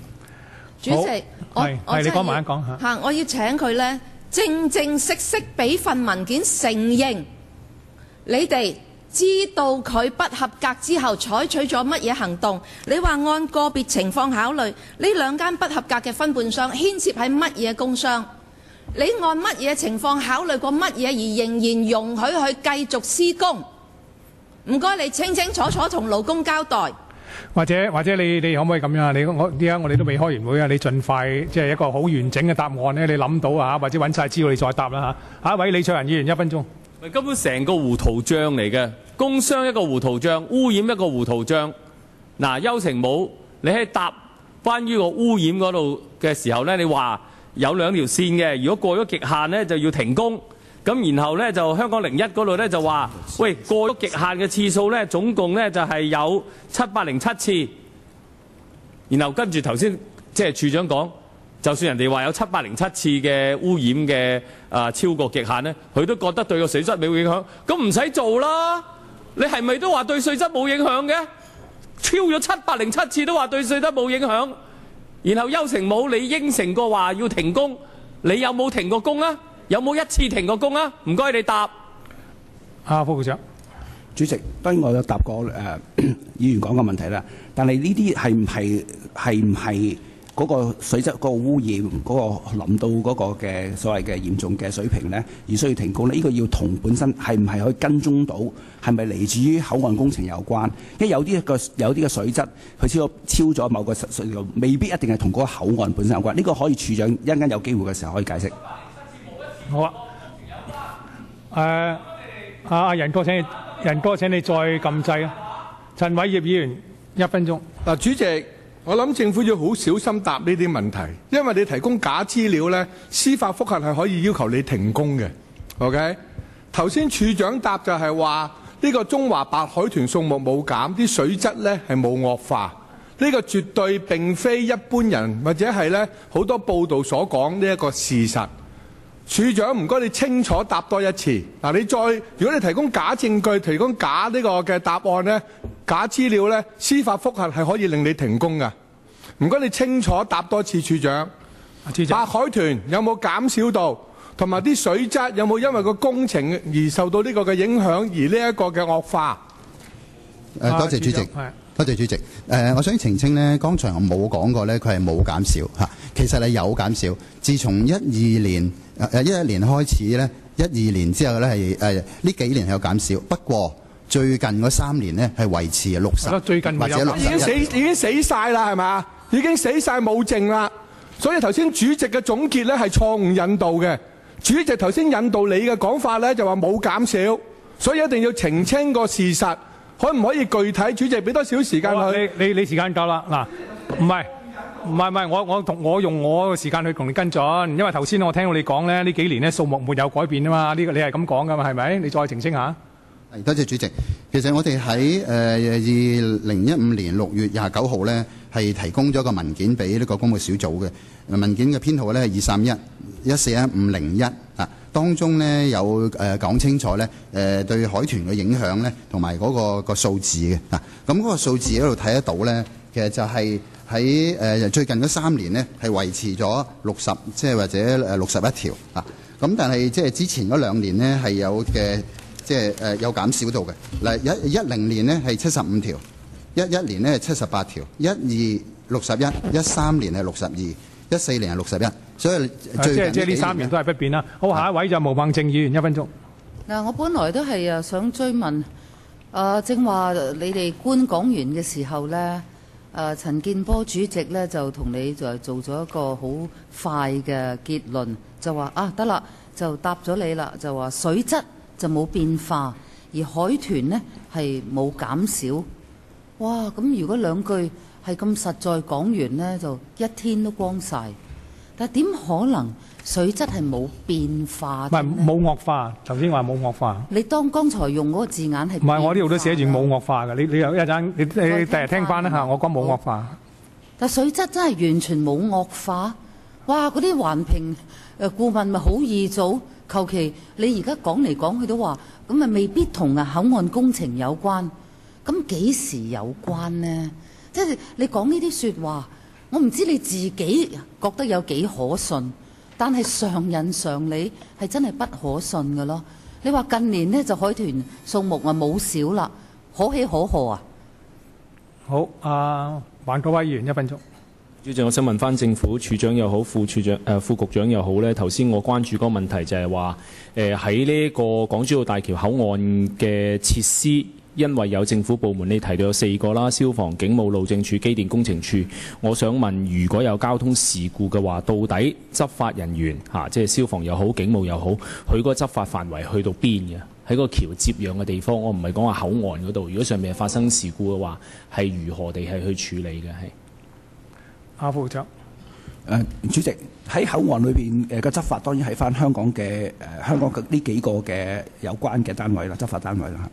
如果係路面上邊呢個橋上邊呢，係咪根據接壤嘅地方係去分開，即係大陸、澳門、香港唔同嘅執法部門係去處理嘅？係喺橋上邊，如果發生意外，係咪喺個口岸嗰度派出嘅執法人員去嗰個地方嗰度？你講緊主橋係咪？係啊。你講主橋正如主席，我講主橋嗰啲問題咧，有好多跨境嘅問題咧，我哋可以喺另外一啲嘅場合去討論下。好啊，梁國雄議員第11輪。主席，邱副局長，嗱你個下屬咧就話咁嗰個總承判商咧就每個月有喺個例會度話俾我哋聽，佢點管下邊嗰啲分判商，所以我係知情嘅。咁而家你知道咗咧，個分判商2次咧就唔合格，攞黑豬仔。咁我哋再問佢，咁你有咩對付佢啊？佢話我唔知嘅。邱副局長，你屋企裝修有個大判，將你啲水管全部塞晒，你翻到去沖涼水浸。咁佢話俾你聽，定期話俾你聽，喂，嗰個分判商唔得嘅喎，你會唔會話俾你聽繼續用啦？冇所謂㗎，唔會㗎嘛。點解你自己生活上會做嘅嘢喺度唔會做嘅呢？另外一樣，分判商或者總承判商過咗期，你可以問佢攞翻啲錢，你告佢。咁佢死咗個人就點告呢？你點樣去？即係食，你只要人命不得挽回噶嘛。咁所以我哋先咁緊張噶嘛。咁我問你啦，嗱，好簡單，主席，我請求你將佢哋嗰啲例會嘅材料全部交晒俾我睇啦。我話俾你聽，我慢慢睇，就算今日你過咗之後，你都唔會行運嘅。我而家正式向你請求，將所有總判商開每個月嘅例會俾佢哋報告，同埋佢哋點樣去管分判商嘅嘢。如果唔係機密嘅，唔該拎俾本席睇，本席好得閒。副局長有冇咩回應？主席，我相信點樣可以監督好呢個嘅我哋本身有勞工處有其他嘅職業安全嘅部門咧，去監督我哋本身嘅工作。如果大家對喺勞工安全職業保障方面咧個安全保障有問題咧，我哋可以其他地方咧去進一步去討論。好啊，你一陣你發言先講，因為過咗好耐。胡志偉議員第11輪。多謝主席，我第一個咧想問請處方或者局方咧係提交翻，因為工程喺過去嗰4年呢，水質污染超警戒線707次，而海豚數量亦都連續5季破警戒線嘅。不過嗰個承建商聘請嘅環境顧問公司就話每一次都話唔關事，唔係同工程有關。我想要求局方或者處方咧能夠提交翻呢707次。咁如果係同工程無關嘅話，佢個記錄係同乜嘢事情有關？點解會係有連續有成707次嘅係水質污染係超警戒嘅問題出現咗？我要知個資料啫，希望能夠提交。第二個頭先我問個問題就係話，政府有啲咩嘅方式去確保就係承建商所提出嘅係較高嘅風險評估，實質上係真係用咗一個大橋工程上邊？定係只係變成就我哋嘅我哋就變成提款機，讓呢個承建商咧就亂咁開大價。我係問個機制嘅問題，多謝主席。好啊，或者請你要再撳先啦。陳家樂議員4分鐘。我想局長、副局長或者係處長咧答胡志偉議員頭先一系列嘅問題。好啊，我請處長講一講嗰個嘅水質嗰個問題嚇。多謝主席。或者我喺度可以即係又有呢個機會解釋一下，其實喺水質嗰方面呢，即係我哋做得好頻密嘅。咁其實喺整個即係工程而家呢個期間呢，我哋做咗即係所有嘅監測呢，係做咗80萬次80萬次嘅監測同埋採樣嘅啊。咁喺水質嗰方面呢，就係要留意呢，就係其實整個即係個海呢都有其他嗰啲活動呢喺度做緊嘅嚇。咁所以即係喺呢個我哋嘅獨立環境組嗰度呢，其實佢都會考慮如果監測到一啲嘅即係超咗標嘅水質，有冇啲其他嘅事情喺度發生，導致到即係呢個水質有變化呢？咁嚇。咁如果係直接由即係口岸工程即係造成嘅呢，其實呢就我哋睇到呢，其實得2次我哋喺度係直接有關係嘅啊，咁都即時呢就做翻㗎啦嚇。譬如例如有一次呢，就係做咗一個監測做咗個監測之後呢，即時係睇到呢附近有啲個隔離網呢係有啲即係穿漏，咁承建商呢即刻補翻，咁然後喺2日之後做嘅監測呢，嗰個水質呢已經回復翻正常㗎啦。咁所以即係咁嘅情況底下呢，其實我哋係將所有呢啲咁嘅即係監測嘅數字呢同情況呢係上網嘅啊。咁亦都呢啲咁嘅即係上咗網嘅資料呢，亦都會係呈交到俾呢個即係環保署。環保署呢都會即係就住我哋睇到嘅情況嘅資料嘅數字，同埋即係獨立環境組嗰啲嘅建議或者佢哋嗰個結論呢，其實都睇到嘅啊。咁如果佢哋覺得有問題咧，會即時同我哋跟進嘅啊。多謝主席。主席啊，707次嘅水質污染嘅超標嘅處長係察悉㗎嘛？呢個你可以證實你知道㗎嘛？今日個報道出嚟呢個信息，你睇過晒呢707次嘅水質污染超標嘅報告未啊？你淨係俾咗總結就有撮要啊，就係2次有關，其他就冇關。咁你自己有冇跟進？有冇真係去覆檢一下㗎？處長，多謝主席。好似剛才咁講咧，靠晒嗰個咩獨立咩咁，你信晒佢就算㗎啦。佢交啲咩文件2版紙，你照住讀咁樣。多謝主席，我哋係有一個獨立嘅即係環境審核員呢，係幫我哋咧睇住晒所有呢啲咁嘅監測，同埋就係有結論嘅啊。咁所以咧，其實呢度有幾重嘅機制咧嚟即係睇住我哋嘅採樣，同埋即係實質嗰個情況。睇下咧係即係咪即係直接由我哋嘅工程嗰度咧係即係引致呢啲咁嘅即係超標嘅情況啊。咁我哋會繼續咁樣去即係做呢個監測嘅情況㗎啦。多謝主席。咁啊，政府部門方面呢，除咗你話我交咗個報告俾你啦，咁你係繼續監察，你即係收報告嘅啫。你有冇自己再做一個嘅跟進？有冇再做調查？多謝主席。我哋都有同事呢，就係我哋特別有一個即係特別睇住環境組嘅同事呢，係去即係監測呢啲報告。好似剛才咁講呢，所有呢啲報告同資料啊、數字呢，都會上咗網啊。即係受到公眾嘅監測，亦都會去到即係環保署嗰度，即係佢哋都有份嚟監測住我哋嘅啊。多謝主席。107次嘅水質超標呢，即係污染嘅超標上面，剛才呢就只得2次呢係同即係港珠澳大橋嘅工程有關，咁啊只得呢2次，咁其他嗰啲嘅有冇研究過係咩事呢？多謝主席。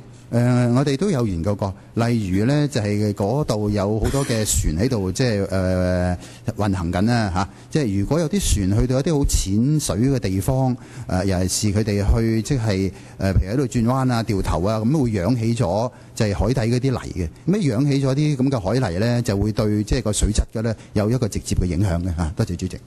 好啊，張超雄議員係第11輪。主席，如果局長你屋企裝修要油油，咁你有江魚喺度，油完油呢，你發覺嗰個外判商好鬼乸西，最大鑊就係你江魚呢嗰條龍吐珠反咗肚，你就追究呢一個外判商。外判商話：我哋有承辦商，承辦商話你聽呢，我請咗個獨立顧問做報告，就發覺呢，其實係同呢個油冇關嘅，你條龍吐珠死咗。咁你話咩？點解啊？冇可能喎！對唔住，承辦商係佢請咗個顧問報告，話咗你聽，而家係冇關係。咁啊咩原因啊？可能有其他屋外嘅工程啊、打風啊，或者天氣寒冷啊，好多原因嘅。總之就冇關。707次冇關。過去5季嘅海豚數字下降，明明喺呢場嘅工程之後先出現嘅，冇關，係咪咁樣收貨？陳家樂議員3分鐘。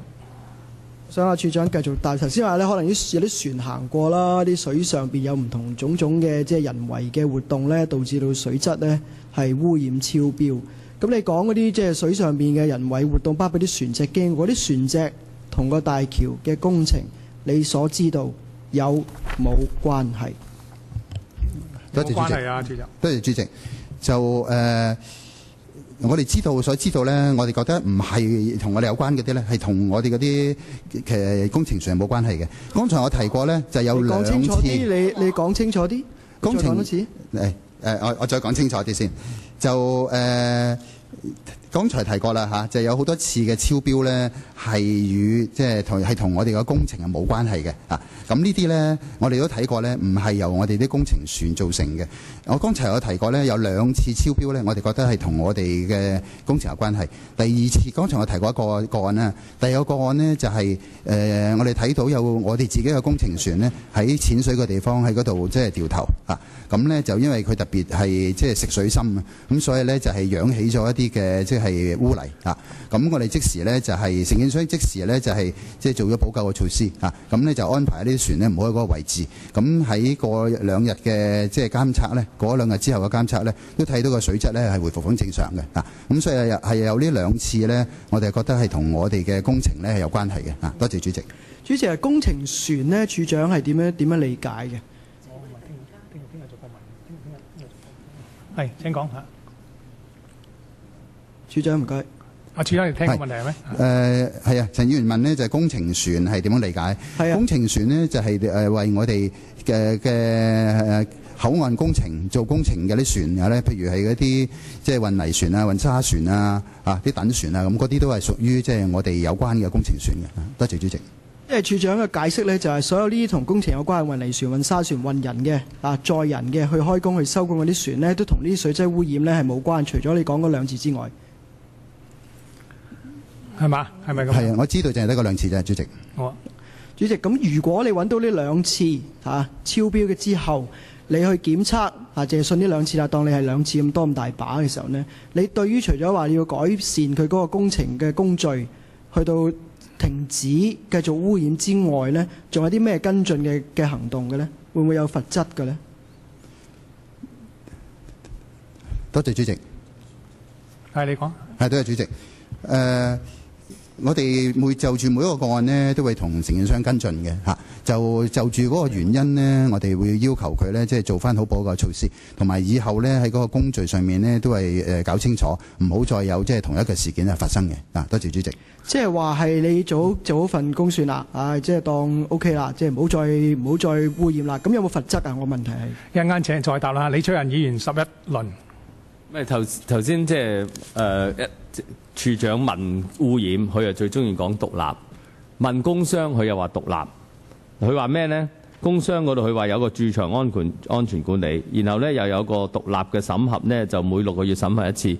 如果你又有駐場安全管理，又有審核，點解勞工處要發出400幾日嘅停工令呢？咁成單嘢就係一個糊塗帳，即係證明你呢班人全部駐場嗰啲或者獨立嗰啲都喺度即係假做嘅。勞工處真係落去執法呢，就揾到400幾次，然後呢總承辦商又話個即係分判係唔掂。咁你嗰啲駐場安全管理做乜㗎？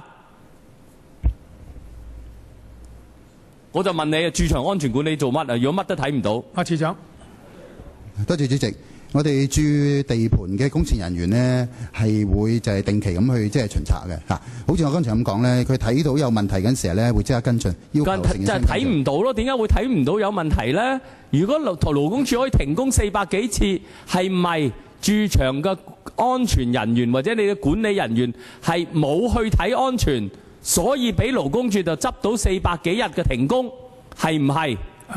李卓人議員等佢再答一陣間，你再撳啦。陳偉業議員第11輪。唉，主席，即係嗰個水質污染707次超越警戒線，係嘛？啲海豚都瓜晒啦，話同你無關。講翻過去政府嘅工程，全部都係好多單嘢都係市民發覺事後舉報至如夢初醒嘅，係嘛？90年代喺呢個嘅西九龍挖啲淤泥運去長洲南嗰度呢個嘅島。成個維多利亞港，成個海底臭晒，政府都未知啊！嗰啲倒泥船一過咗西九龍，未出呢個嘅西環，已經喺嗰度放係咁倒㗎啦，倒到成個海臭晒啊！政府其後俾啲漁民投訴之後，至加呢一個嘅衛星導航。迪士尼填海一樣啊，竹篙灣，我親自去睇過，網穿咗，冇人理嘅。咁所以你話靠政府靠你自己啲地盤監工去理。過去多次歷史係證明你係失誤嘅，咁所以處長你再清楚講一次有冇關？因為你所講啲無關呢，司法覆核你喺立法會講大話係可以構成你提供假資料，就會可以申請你立即停工。胡志偉議員第12輪。佢唔答啦，頭先佢講大話，佢唔再澄清。請你再撳鐘。胡志偉議員第12輪。胡志偉唔喺位，就下一位係張超雄議員。主席，第12輪。香港01就有幅即係空中嘅鳥瞰圖，睇到咧呢個人工島喺個南邊嘅出口度咧，有好多污泥咁樣湧出嚟嘅，即係你呃唔到人。咁而家政府就話冇關嘅，呢啲咁樣嘅污染睇住喺個人工島嗰個口度湧出嚟，佢話冇關冇關。咁邊個話冇關呢？就係由呢啲起人工島嘅承辦商自己請嘅顧問公司話呢啲水質嘅污染同佢嘅工程冇關。我揾人做，我出錢請個顧問，證明我冇罪喎。哇！呢個機制幾好，跟住咧交個報告俾佢呢，707次嘅污染佢都話哦接受冇問題，係冇關喎，呢啲係獨立喎，獨咩立啊？由嗰個本身可能會受罰嘅承辦商去出錢請一個顧問公司話佢冇事，點樣獨立法？處長有冇簡單回答？多謝主席。獨立嘅意思咧係我哋請嘅嚇。嗱，承建商係要請咗一個即係所謂嘅獨立環境小組，但係我哋路政署咧係另外再請一個獨立環境審核人員嚇。咁呢個審核人員咧其實都係一個顧問嚟嘅，咁佢就負責咧審核住即係承建商所做嘅嘢嘅。多謝主席。毛孟靜議員1分鐘。唔該，主席。如果我一句過話，因為港珠澳大橋工程呢，就令香港嘅中華白海豚喺大嶼山附近嘅水域嘅數目啊，喺3年之間係下跌90%，你點回應我呢？處長。多謝主席。其實喺香港咧都有一個嘅調查咧，就係喺2003年開始咧，到現時咧，其實有一個長期喺新界西呢個水域咧，海豚咧有一個長期嘅下降嘅一個趨勢喺度嘅啊。咁究竟即係呢個即係我哋開工呢幾年呢個嘅即係有些少嘅減少啊，係咪呢個長期嘅趨勢嘅延續咧？3年之間下跌90%。你覺得係些微嘅減少？你快答嚇。我收翻呢個些微呢兩個字，多謝主席。OK， 下一位係梁國雄議員。主席，佢嗰個叫駐場安全管理啦嘅人員咧，應該係嗰啲判商請㗎啦。因為我已經同政府嘈過多次啦，我話你最少都揾個中介公司啦，唔好由佢請啦。你不如確認下啦。嗰啲所謂駐場安全管理係咪由判商請㗎？係咪啊？答啦，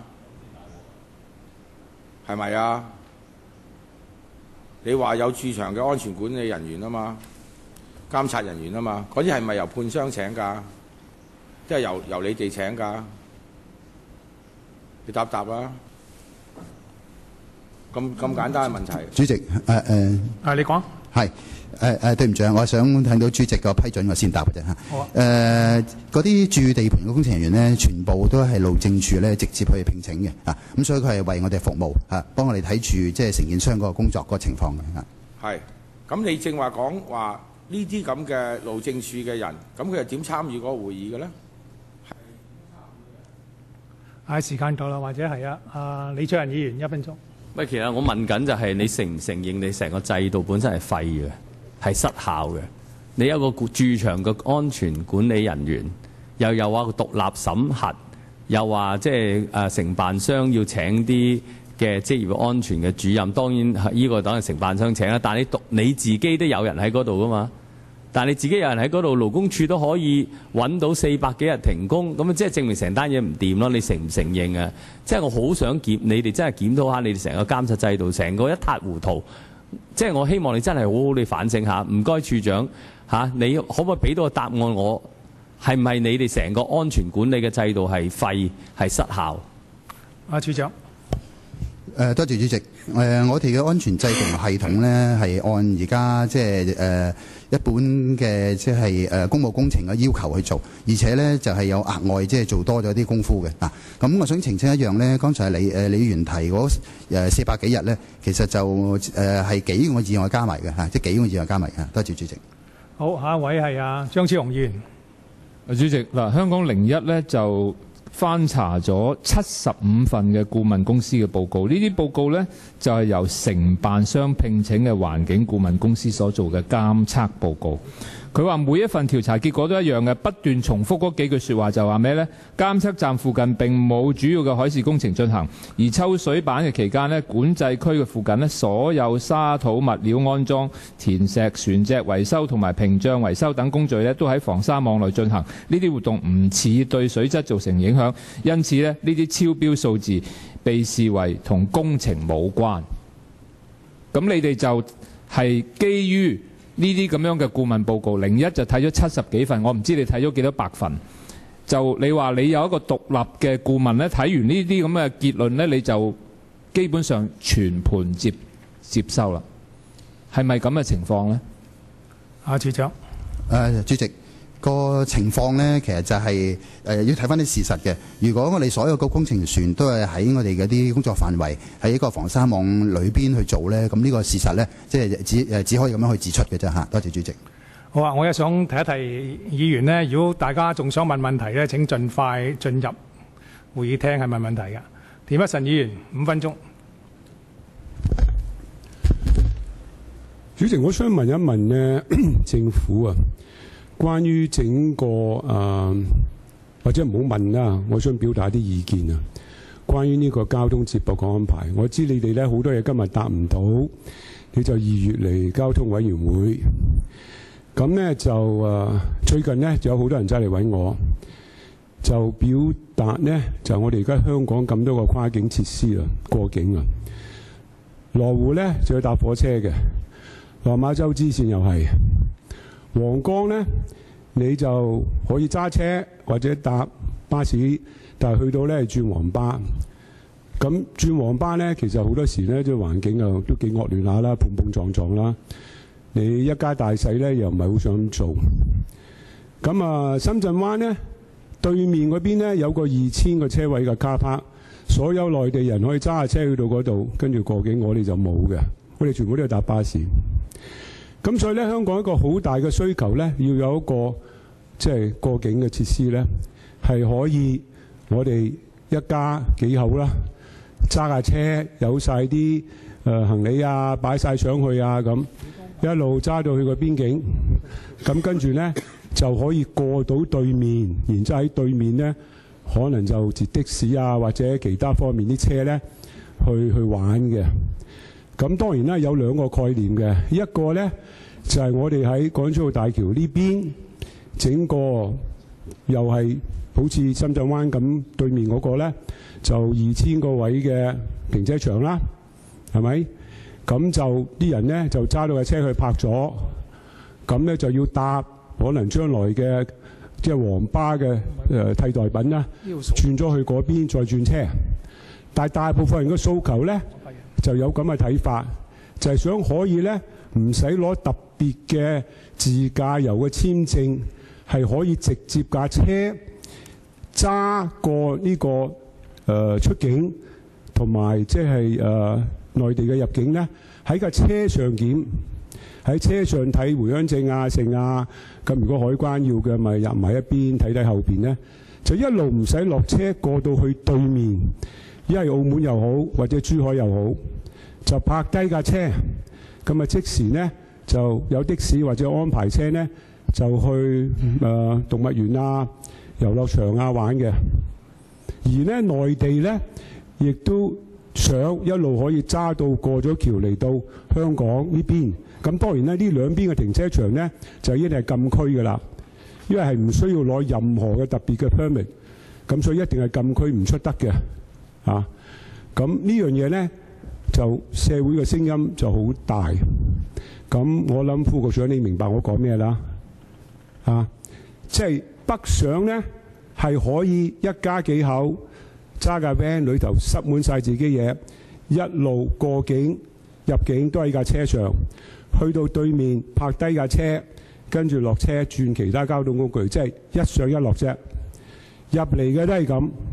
就唔係仲要呢，中間擺低嘅咗架車呢，就有一個黃巴咁嘅喺條橋嚟去啊，做個角色，因為就好麻煩嘅。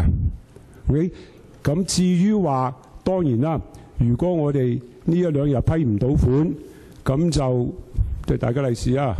批唔到款呢，個多層停車場就冇咗並不表示永遠冇嘛，你第二日可以翻嚟噶嘛。所以而家講個概念，就希望你哋同內地即係珠海同澳門3地都有一個咁嘅設施，咁啊真真正正咧就造福人民。咁啊，你哋而家有冇開始向呢方面諗啊？想請問主席。田多，我多謝陳議員提出一啲嘅觀點或者意見俾政府參考。我哋知道港珠澳大橋咧本身工程本身係一個硬件，我哋而家正係攞緊錢做呢個硬件裏邊中間嘅口岸嗰部分。所以軟件方面就係講個政策，跨境嘅政策。咁由於呢啲個問題係較為複雜嘅，亦都涉及三地政府，所以我哋點解喺交通事務委員會呢？其實係安排咗要聽大家嘅意見呢。其實就係咁解，因為嗰啲係由嗰啲屬於軟件嘅問題、軟件政策嘅問題，嗰啲係要慢慢去理順或者係去定嘅。咁所以喺今日裏邊呢，我哋講緊嗰個硬件就係個口岸，好似議員咁講。如果我哋呢撥款唔能夠喺呢一個嘅月裏邊呢做到嘅話呢，其實按合約裏邊呢，我哋可能要將個停車場部分呢就要係剔除㗎啦。呢個就會影響咗頭先議員講嗰個便利嘅問題。好啊，陳志全議員係第10輪。係，我先跟翻呢非必不可少設施裏邊呢，關於個的士輪候區先。將合約到期日呢就係2016年1月。咁我想問係咪即係月底？今日29，聽日30號啦。即係你聽日如果主席你即係預計係成功，咁呢個就冇事嘅，即係你的士輪候區會有嘅。咁我頭先另一個問題就係，喂，的士輪候區你只要留翻一個空間，就算你擺幾個雪糕筒圍幾條索帶都可以呢係發揮到佢功用，只不過係唔靚啫。你哋有冇呢個考慮？有冇呢個即係計劃2嘅安排呢？主席要叫佢答㗎，唔係佢唔答㗎。主席，你打一打。我簡單嚟講，其實我過往都答過好多次呢個問題，即係話如果我哋的確冇辦法係成功係攞到撥款，或者譬如話喺今個月裏邊呢，我哋冇辦法係攞到呢個嘅財會嘅同意嘅話呢，我哋根據而家嘅合約呢，好似的士輪候區或者係停車場咁樣嘢呢，我哋需要喺嗰個合約裏邊呢係要刪除出嚟嘅。好你一陣間再答你啊！田北辰議員4分鐘。主席，我唔準備用足4分鐘，我好快想問問咧，淨係講硬件啫，software 第日再講啊。硬件我哋而家預備咗嘅港方呢邊嘅停車場，同埋你所認知澳門嗰邊，我都知道有個多層停車場。珠海有冇我就唔知。硬件方面呢，呢3個地方預咗嗰個硬件係大約幾多個車位㗎？有幾多車位？主席，我想用處長答香港嗰方面，因為其他嗰方面人哋係點樣樣咧？我諗我哋係可能喺另外一啲場合可以詳細講下。好啊，香港點啊？多謝主席。現時我哋嘅規劃咧有700個即係停車位嘅有700個，或者可以補充翻答翻頭先陳議員講嗰個問題，就係即係嗰個的士嗰個排輪候處咧，就算我哋要鋪平個路面咧，其實都係需要錢嘅。咁所以我哋冇額外嘅資金咧，即係我哋連鋪平佢俾車行上去咧，都係有問題嘅。多謝主席。好啊，我想問問咧，呢個700個真係將來都遲早都會起㗎啦，係咪呢個係極限㗎啦？即係冇地可以再加㗎咯喎，係嘛？處長。多謝主席，呢個可以即係其實喺佢之後咧，我哋可以仲去研究嘅仲可以研究有冇辦法去即係再擴充即係呢個嘅數目嘅多謝主席。好啊。咁至於喺澳門同埋珠海嗰邊，因為香港人嚟講，如果佢係想做行我正話講個方案呢，佢係想揸車直過條橋去澳門話呢就泊喺澳門，去珠海或者珠江西面嗰啲呢就泊喺珠海嗰啲啦，因為佢未必想揸車入去內地做自駕遊嘅。咁嗰兩邊嗰啲停車位呢，你哋遲啲會唔會都可以同佢哋協商下，俾啲資料我哋呢？主席，呢個問題我相信喺我好似所講啦，交通事務委員會裏邊，我哋可以繼續討論呢個問題啦。好啊，咁或者咁啦，我而家講定呢個問題，費事到時嘥時間，你哋可唔可以率先同內地喺呢方面去開始傾好嘛？因為我係代表市民講呢，就香港關注㗎，好嘛？完全明白議員嗰個嘅關注，我哋我哋當然喺同內地裏邊咧傾呢，都係要係處理市民本身個需要，同埋佢嗰個嘅點樣滿足佢呢方面嘅需要嘅做法。好啊，陳家樂議員係2分鐘。唔該主席。剛才呢，就住處長所確認嘅，佢認為有2宗700多宗裏邊只有2宗係同港珠澳大橋嘅工程有直接關係嘅，導致到即係海水水質嚴重超標污染嘅情況呢。我想跟進嘅問題就係有啲咩罰則，有冇罰過佢哋？係冇咩罰則？多謝主席。就喺呢個問題上面呢，我哋會係反映佢嗰個表現呢，喺佢嗰個即係定期嗰個報告嗰度嘅。多謝主席。呢個係乜嘢啊？反映表現喺個定期報告，我問你有冇罰則啊？頭先你都講過啦嚇，如果有啲係罰錢，有啲係咩㗎啦？係啲乜嘢？即係根據嗰個合約，你應該有清楚嘅答案㗎嘛，你唔會咁含糊其辭㗎嘛。除非你個合約其實冇㗎，我哋淨係監察你，你請個顧問，我又請個顧問，咁大家睇住就算，咁啊超標就叫你修正，跟住冇罰則嘅，係啲咩事啊？多謝主席。根據即係呢個環評嘅要求咧，我哋承建商係跟足呢個即係嗰個要求去做嘅啊。咁如果呢度有做得唔好咧，其實佢喺呢方面咧，可能係雖然可能會被勒令咧係停工嘅啊。咁喺剛才我都提過啦，係嗰2宗咧，其實佢即時係發現到有問題，係即時修補翻。喺即係過2日嘅呢啲嘅監測咧，都睇到咧，其實個水質咧係冇變化嘅啊。多謝主席。主席，佢始終係答翻佢點樣去即係處理嗰2次啊，叫你改正翻，你繼續做啦，即係冇停過工，冇罰過佢。但係我問題問有冇罰則啊？係請講。多謝主席。其實我頭答咗㗎啦。其實個罰則咧就係即係佢呢啲咁嘅表現咧，我哋會喺佢承建商嗰個定期嘅報告嗰度咧反映，而即係佢呢個報告咧係會影響佢將來即係中其他標嘅機會嘅嚇。多謝主席。即係將來就罰佢，而家佢有污染，甚至乎係災難性嘅污染咧，你都係冇嘢可以做到嘅。係請講。多謝主席。我剛才提過啦，呢2次嘅事件呢，都係即係有啲單一嘅事件嚟嘅嚇。多謝主席。范國威議員第11輪。副局長啊，我想你較為具體清楚地去回答我剛才關注嘅問題啦嚇。除非你頭先答我個問題就話主橋上邊如果發生呢個嘅事故嘅話呢，並非由呢個口岸嘅設施嗰度預留咗個地方俾嗰啲消防警務嘅執法人員呢係去處理嘅啫。除非係主橋有另外一啲咁嘅設施，如果唔係嘅話呢，執法人員嘅話係因為即係個橋上面有事故嘅話呢，係由呢個嘅口岸嗰度係去即係去出去執勤噶嘛？我係問嗰個即係去執法嗰個範圍係點樣啊嘛？你可唔可以具體地去答我呢個問題啊？係。阿處長。主席，我解釋過啦。喺口岸範圍裏邊或者香港境內嘅範圍裏邊咧，呢個一定係香港本身嘅執法部門或者拯救部門去做啦。但係范議員佢問緊係大橋主橋啊嘛，係一個真係一個另外一個嘅工程嚟嘅。咁嗰個係唔喺呢度同大家交代定？其實我哋有另外一個場合係會討論呢啲問題嘅嘛。好啊。梁國雄議員第13輪。嗱，主席，即係你聽到有冇辦法？嗱，你話尊敬嘅處長，你話如果係污染咗咧，我哋會記住佢嘅，記住佢之後咧，我哋咧就下次佢投標嘅時候咧，佢可能受影響。污染係好難翻轉頭噶嘛，哥。咁你而家唔停佢？咁我第日揾第間公司判咗佢做翻2判都得噶嘛？你即係當我未做過工程咩？有乜用啊？你而家即係停咗佢先得噶嘛？污染嗰啲嘢，所以你個問題就喺度啦。死人又唔停工，咁你停咗400幾次嘅局部停工，咁你污染就唔使停工嘅，你真係奇怪喎！我真係覺得匪夷所思咯。不如咁啊，喂，阿主席、阿處長，我嚟你屋企揾啲屎倒咗落你嗰個廁所度，跟住你就後追究我好唔好？不過你嗰晚要翻去用嗰個廁所得唔得？得唔得啊？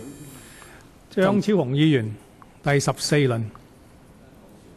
主席，今日法庭判咗有關即係呢個口岸工程3間嘅承建商，包括咗呢個中國海灣工程，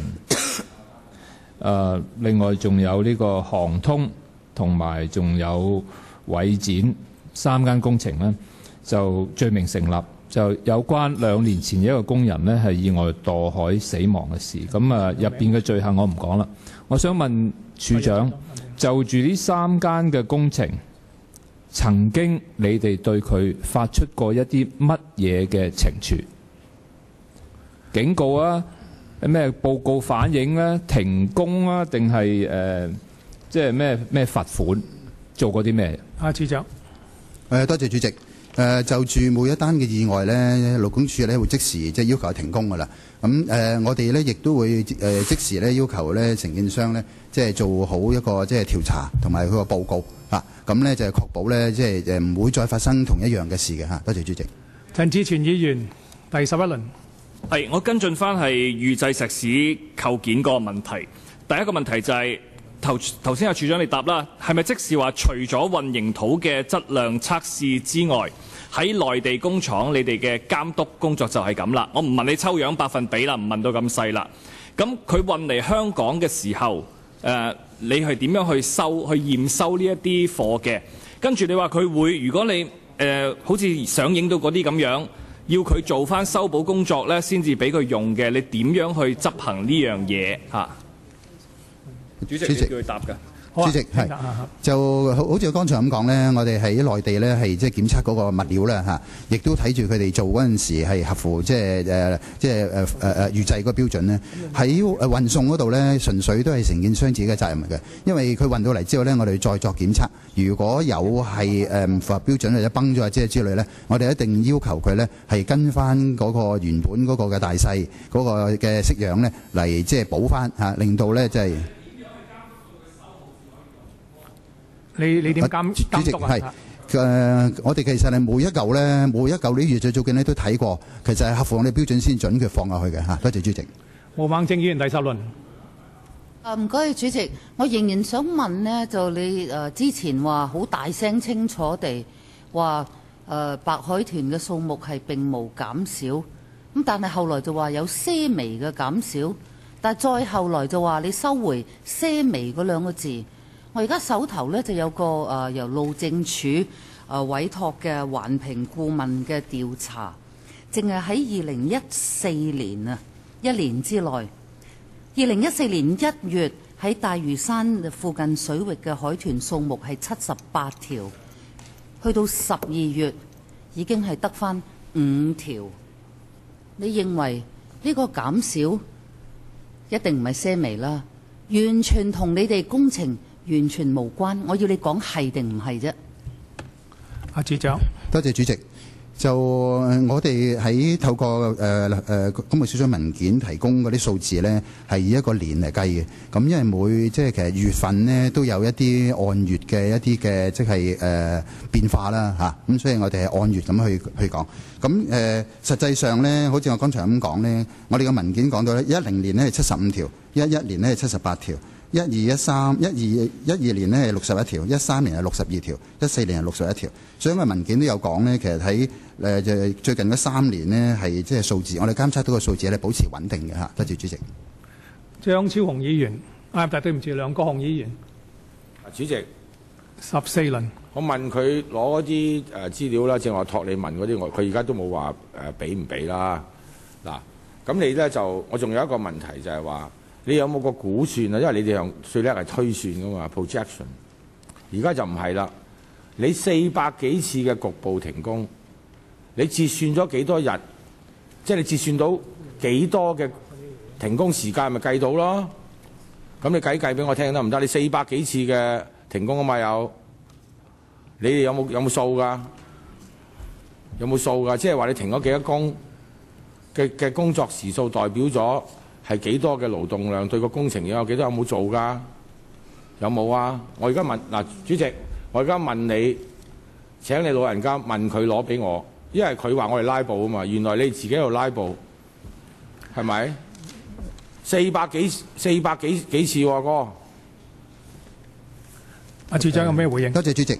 我想澄清呢400幾日，呢個係400幾日嚟嘅，就係即係勞工處要求承建商停啲工序啊，總共計呢係加埋係400幾日啊。咁但係其實唔應該將佢哋就咁加埋嘅，因為佢哋牽涉呢係唔同嘅工序。但係梁議員即係關心嘅呢就係有冇即係停到一啲即係勞工喺度等冇嘢做呢咁。剛才我都有解釋㗎啦，其實承建商停咗呢啲工序呢，佢可以用另外啲工序呢做翻同一種嘅即係佢想做嘅工程啊。咁所以呢，嗰啲勞工呢，其實可以呢就係安排到做其他嘅工作嘅嚇。多謝主席。好啊，陳家樂議員1分鐘。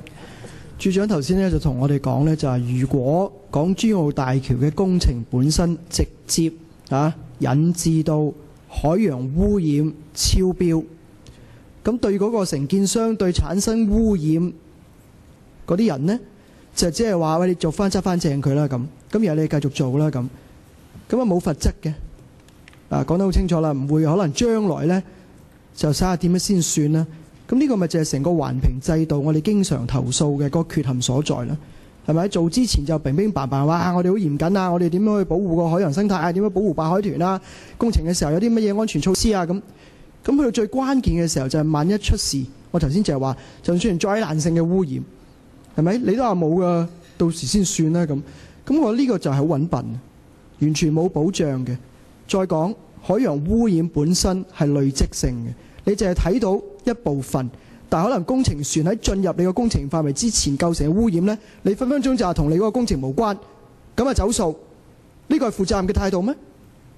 好啊，范國威議員係第12輪1分鐘。唔該，主席，我想問處長嘅，因為咧你閣下曾經講過話，因為填海工程嘅物料供應唔穩定，所以咧就有部分改用呢個預製混凝土嘅構件呢係代替嘅，即係嗰啲填海用嘅大石啦咁樣係。咁我哋最近都係知道，即係有呢個工程嘅工人就話呢一批預製嘅混凝土嘅組件係質素差劣啦，有呢個嘅崩口啦，令到工程呢係即係因為佢哋可能需要額外嘅時間係去修補呢係拖慢咗嘅。咁我想問處長，你哋幾時知道呢件事嚇？即係呢啲有問題、有質素問題嘅混凝土，而你哋採取咗乜嘢嘅措施呢？係去補救嘅係？多謝主席。如果范議員係指香港01講嗰啲嘅組件呢，剛才我提過啦，就係唔係代替我哋填海用嘅預製組件嚟嘅嚇。咁我哋預製范議員講嗰啲呢，我哋代替啲大石嚟做填海工程嗰啲嘅預製組件呢，現時呢都已經係做緊，亦都有部分咧運到入工地㗎啦嚇。我都睇過一批呢，係我都睇唔到有咩嘅問題，暫時係。張超雄議員第15輪。主席，頭先處長答我咧就話佢哋會勞工處要求即時就停工，咁呢個唔係關佢哋做啦，根本呢個就係勞工處規定要停工啦，有意外有死亡事件。佢又話咧就即係佢哋即時咧就要佢交啲報告咁樣。咁我問嘅係有咩罰則啊嘛？佢又答唔到啊。究竟對呢3間公司而家出現咗呢一個工業意外有工人死亡事件，對呢3間公司，你哋路政究竟對佢哋做過啲乜嘢罰則？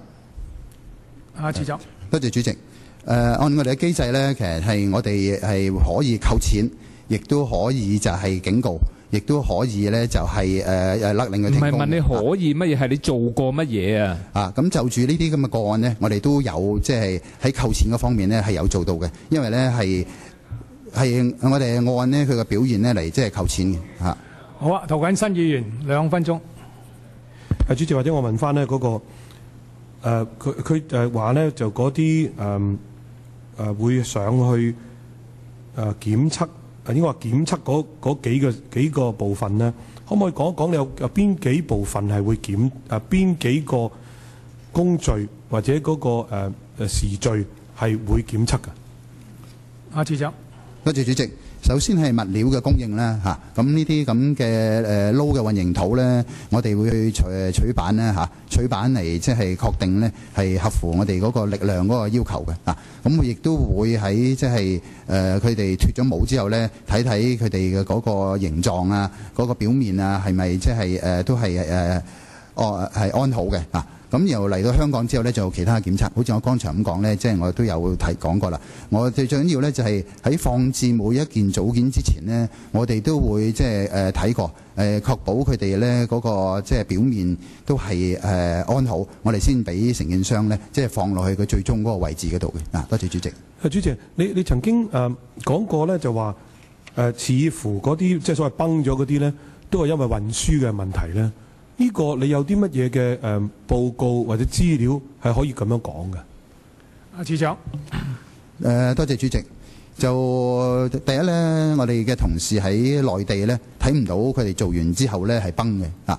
咁嚟到之後呢，見到佢哋係崩，咁只可以一個即係結論，一個推論，就係佢哋喺即係運送嘅過程，由內地嗰個嘅預製廠運到個香港中間嗰度呢，係發生呢啲嘅崩。但係你個內地嘅同事係每一件運落香港之前都睇到冇崩。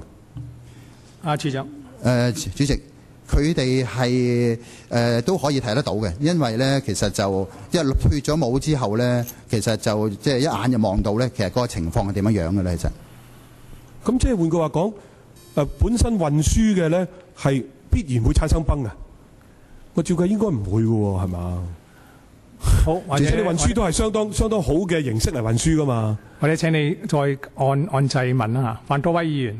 主席，我問題都係類似，跟進翻頭先我問阿處長嗰個嘅問題，處長嘗試係去更正即係嗰啲預製嘅混凝土嘅構件具體使用嘅地方啊、位置啊咁樣嘅。我關注都係即係呢啲嘅混凝土構件係邊啲地方係去生產啦，而發現咗或者係被披露咗係有問題，處長你話冇問題啦。咁但係因為有一啲即係質素嘅差劣嘅情況嘅話，其實嗰個檢查或者檢查質素或者檢修嘅程序係有冇改變嘅，抑或係冇變嘅？即係被披露咗之後都係一如既往咁樣係去收嘅，係邊個地方生產同埋嗰個驗收嘅程序係？多謝主席。就剛才都提過啦，就係呢啲預製組件呢，喺內地嘅預製廠嗰度做嘅。咁喺內地嗰度呢，我哋有監測嗰個物料啊，嗰個混凝土嗰個嘅質量啊，亦都要監測佢哋嗰個即係脫咗帽嘅情況。咁嚟到香港呢，我哋都會監測住佢嗰個情況先，俾佢放上去最終嘅位置嘅。好，阿涂謹申議員。主席，我跟進頭先呢，就係即係話你哋原本嗰個質量嘅保證呢，就係合理嘅運輸咧，都會係即係咁輕微嘅，即係唔好輕微咧，咁個合理嘅運輸方式咧，係會崩嘅。即係你係咪原本嘅要求嗰個標準就係咁低嘅？阿處長。主席。我哋冇特別為即係佢點樣運送嗰方面呢嚟即係定一啲嘅要求，但係最緊要呢就係即係嗰個最終嗰個即係交貨啊嗰件貨，我哋係即係合乎我哋嘅標準啊。咁喺運送嗰陣時，如果承建商做得唔好呢個調運呢係做唔到嘅。其實你會唔會根本嗰個承建商就係好馬虎粗製濫造，所以根本少少嘅震盪都會崩的。即係我其實呢個問題啫，我俾你講得白啲啦。處長嚇。有冇呢個可能性？而係你要跟進呢？多謝主席。我歡迎涂議員嘅呢個咁嘅即係睇法，就係其實喺運送嘅途中呢，都有好多個調運嘅情況。咁如果調運嗰度呢，如果即係承建商係即係唔係咁小心呢，係有機會即係一件碰一件嗰陣時係造成呢個咁嘅即係崩裂嘅嚇。多謝主席。好，各位議員，我想同大家講講我哋嘅會議安排。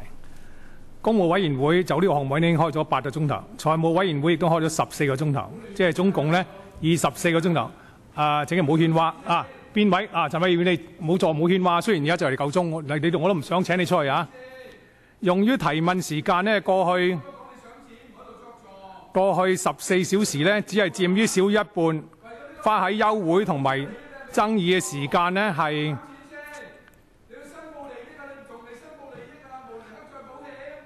陳偉業，你堅持要嘈呢，我就唯有請你出去啦嚇。保安人員請你請阿陳偉業你出去，我認為你行為極度不檢。我前後警告五六次啦。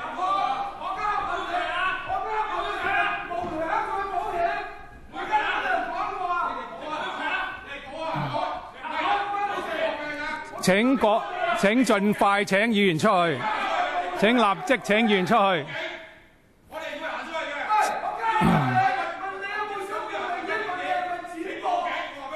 我沒有收受任何利益。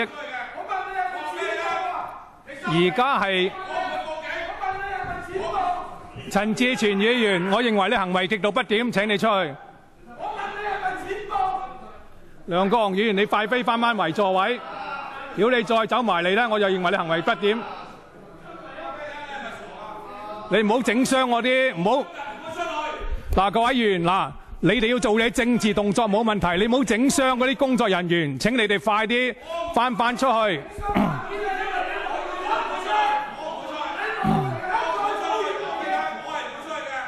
嗱，現在我延長會議15分鐘，但係而家我哋休會5分鐘。